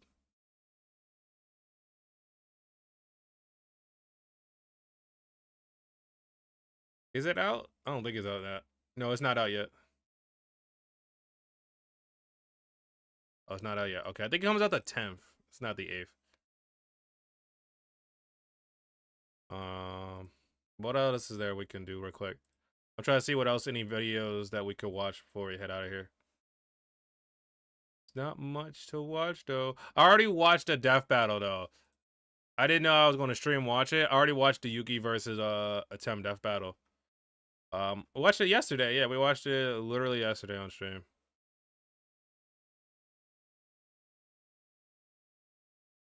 Let me see. Oh shit. I don't like Chibi reviews, but you know what? I'm just tuning in because he got anime news. We'll watch this. Go watch it. That's not it. Good doing it. Copy link address. Chibi reviews is not my favorite person, but at least he puts the news out there. So Anime streaming platforms HiDive and Crunchyroll joined Streaming Alliance with 13 other specialty platforms. so that mean HiDive and Crunchyroll are combining together. Terrible news. There's no way to spin this in a positive light. This is marking basically the end of HiDive, because HiDive has been bleeding. Oh, damn, they lost Oshinoko. They've been bleeding a lot of series to Crunchyroll, like for instance Oshinoko, and they have clearly not been doing so hot because their competitor is Crunchyroll, which at this point owns basically a monopoly on anime in the West. I've talked about this over and over again, so I'm not going to get back into that. The point of the matter is that Crunchyroll has been eating away their competition, basically pushing them out of the industry, or devouring them by basically buying them out. For instance, what happened to either Funimation, what happened to Right Stuff, and I see that eventually they're going to set their sights on Viz Media. But it seems like at this point, HiDive is at a kind of a crossroad. They either succumb to Crunchyroll, for instance, get bought out by them, or Sony in this case, or they join an alliance with them and slowly push off their death for a few years. And that more or less is what it seems like is going on here, that this is HiDive's last-ditch effort to try to get out of the red and try to have some form of, like, income and try to fight back against Crunchyroll, but they realize that they can't fully fight back, so they're like, I guess let's just be buddy-buddy with them, and maybe we can get some series from them and have, you know, simulcasted releases. For instance, whatever releases on Crunchyroll might come to HiDive. Maybe that's what they're thinking, but this is bad because the fact that they're doing a streaming alliance with Crunchyroll. So yeah, it's going to be, it's kind of what they did with like Verve, right? I don't know if anyone remembers Verve. It was years ago. Holy shit. Back in like, been kind of similar to Funimation. For those that don't know, a while back. Oh, the Funimation? I'm talking about Verve. Verve was the same way. Verve, yo. Verve was like a side version of Crunchyroll for some reason. And then eventually they merged together. And I know Funimation was like that too. They were their own thing. But then they joined Crunchyroll. It's just unfortunate that these companies do some of the weirdest things, man. Like, I don't know who at like the higher ups, like these people love anime, right? You would think like they are knowing enough to like anime and they don't want to like stomp on like fans or try to like ruin their reputation, but it's like, why do y'all do it? It must be like business people who don't know, or they're just trying to holding their hand or something, like threatening them. Sounds kind of crazy. It was years ago, back in like 2017, maybe 2016. It was a long time ago, okay? Don't quote me on the exact year, but it was way before 2019. Crunchyroll and Funimation worked together. They had an alliance where they would release series on each other's platform, and it was at that time it seemed very beneficial. But it obviously was kind of sinister when you really think about it, where it was like one company was going to buy out the other. And eventually, that's what exactly happened. You had Crunchyroll take over Funimation. Everything from Funimation was brought over into Crunchyroll. They consumed Funimation. And I feel like that's what this is leading to. It's leading to High Dive being devoured by Crunchyroll, and it's just going to be the end for any competition. Because I want to state this because I think this is very important context for the video. Crunchyroll does not have any direct competitors besides High Dive. Like, yes, you could argue Disney, Hulu, and Amazon to an extent, and sometimes Netflix, but they're not strictly anime platforms. Crunchyroll is an anime streaming service with anime merchandise. High Dive is as well. There is no other I don't know they have any streaming merch. service Right. that is a competitor to Crunchyroll. I've always besides thought High of Dive. like, yeah, like If I High subscribed to Dive High Dive because I needed falls, more money. there's I no needed more money, but competition. you know, I wanted to It's keep over. some money, It's completely over. and I would Crunchyroll just has pirate it. 100% monopoly I just like to watch on shows the on my actual TV. main focus of anime streaming services. There is no That's the thing. direct I can't competition watch. at that point. Well, I So could, but what it's gonna be this so basically hard and means annoying to do. is that they would Like, I have just want to a watch monopoly. Crunchyroll They on my wouldn't do TV this, when I but go to bed. They would definitely cement the fact that they would have a monopoly. But before we go any further, we need to read this article. And the reason why it's important to talk about this article is because it's not just the fact that High Dive and Crunchyroll and a few other specialty streaming services are teaming up with a streaming alliance, but they do some corpo speak that basically indicates that they want to regulate and push certain agenda within their streaming platforms. Last month, 15 specialty streaming services, including the anime services High Dive and Crunchyroll, announced the formation of the Specialty Streaming Advocacy Coalition Beyond Mainstream, a global streaming alliance. Per its media release, Beyond Mainstream aims to provide a unique, collective voice for specialized services and the streaming industry. The coalition will work to ensure a more equitable regulatory environment where members have a strong collective voice in the global regulatory and policy debates. And so that's a lot of corpo speak for pretty much censorship or pushing certain prices and subscription prices. And let me explain why I'm saying that. First off, the fact that they're talking about policy debates, regulatory, global regulatory, and just regulations and stuff like that, it implies that if one company wants to say put their prices for $15 for their streaming service, all the other companies will follow suit around the exact same price. Yo, I'm trying to learn to play pricing Uma out Musume anyone again on else my within phone. the I'm like, I industry forgot how to where play this they game. can't really compete Who back are my because good when they work Umas? together Who as do I an alliance, race? they're pretty much I'm putting scared. a certain amount of And limit apparently, on it's like money it's that super they all easy now do, to get maybe and S ranks. I'm like, basically I they're don't know not how that one-upping is. each other, I just don't definitely want to dive beating deep each into this other. game They're that more or much less because I'm like, working dude. together to kind of force out anyone else in the industry that's not working with them outside of their field. It definitely feels kind of like a monopoly and malicious in a way. I don't know exactly what you would call this, but it kind of feels like a legal mafia. It shouldn't be legal, maybe it's not, but even if these companies are not, let's say, owned by one company, like Sony owns them all or something, or Microsoft or whatever, the point is that these companies are working together to probably do the exact same policies. Well, they are. They admitted that. The exact same policies and agenda, regulatory environment, and everything. It pretty much implies I didn't know they had that like they other will all streaming kind of do services the with exact anime on same it. thing, the exact same subtitles or whatever, how they release things, how they'll censor things. It will all be the same. So if you go to one service expecting it to be different from, let's say, Crunchyroll, like first you Next go to stream High though, Dive, we're gonna probably you look know, at the like Crunchyroll's anime policies list and how they handle for things. the You're gonna winter. get the exact same thing The from winter High anime Dive, list. but There's you gonna be a guys lot of have anime this we're gonna be alliance. watching during the This is winter just time. not good. It sounds like it might be good, but in reality, it's definitely not good. These companies are definitely working together to kind of get more of a grip on the market, and High Dive in general, I see why they're doing this, because they're bleeding money, they're bleeding series, they need to do something, but it's more or less them slowing their death instead of just letting it happen, because that's exactly what this looks like. But this is bad. Like, this is really bad news. We knew it was. Yo, there's a lot of good anime coming out, dude. Oh my god. Much longer with all the bad I news can't that keeps watch coming all out this about them, anime. But this really is like the Oh, it's this icing show. on the cake, showcasing that. I'm definitely going to watch that. It's just the end. Like I'll make a honestly video, give them or I might at make a video. I might max just do a 2 stream. years, and then something's gonna happen. Either something massive is gonna shift with High Dive, or they're gonna announce a complete joint merger with Crunchyroll to some degree. For instance, they're gonna allow series from High Dive to be on Crunchyroll and vice versa, and eventually High Dive is just gonna be consumed by Crunchyroll. I see something like that happening, because at the end of the day, Crunchyroll, even though they own a monopoly on anime, it's still a very niche field in comparison to everything else within the industry, especially in movies and entertainment. Like, everything going on with, like, Warner Brothers right now. When it comes to Warner Brothers and Paramount and Netflix, those are big head honchos, big mega corporations pretty much competing over massive titles. But Crunchyroll, yes, they might own a monopoly on anime, but it is nothing in comparison to, let's say, something like Netflix or Paramount and Warner Brothers. That's why a lot of people are unaware of the situation that's been building over the years. But I'm gonna leave it at that. I want to talk about this because this news graced my feed, and I was just like, man. It's what I expected. I called it years ago, but here we are. Here we are. All right, when is it? All right, yeah, that's what I was like. The Digimon is not out yet. It's hiding thing. It's right here.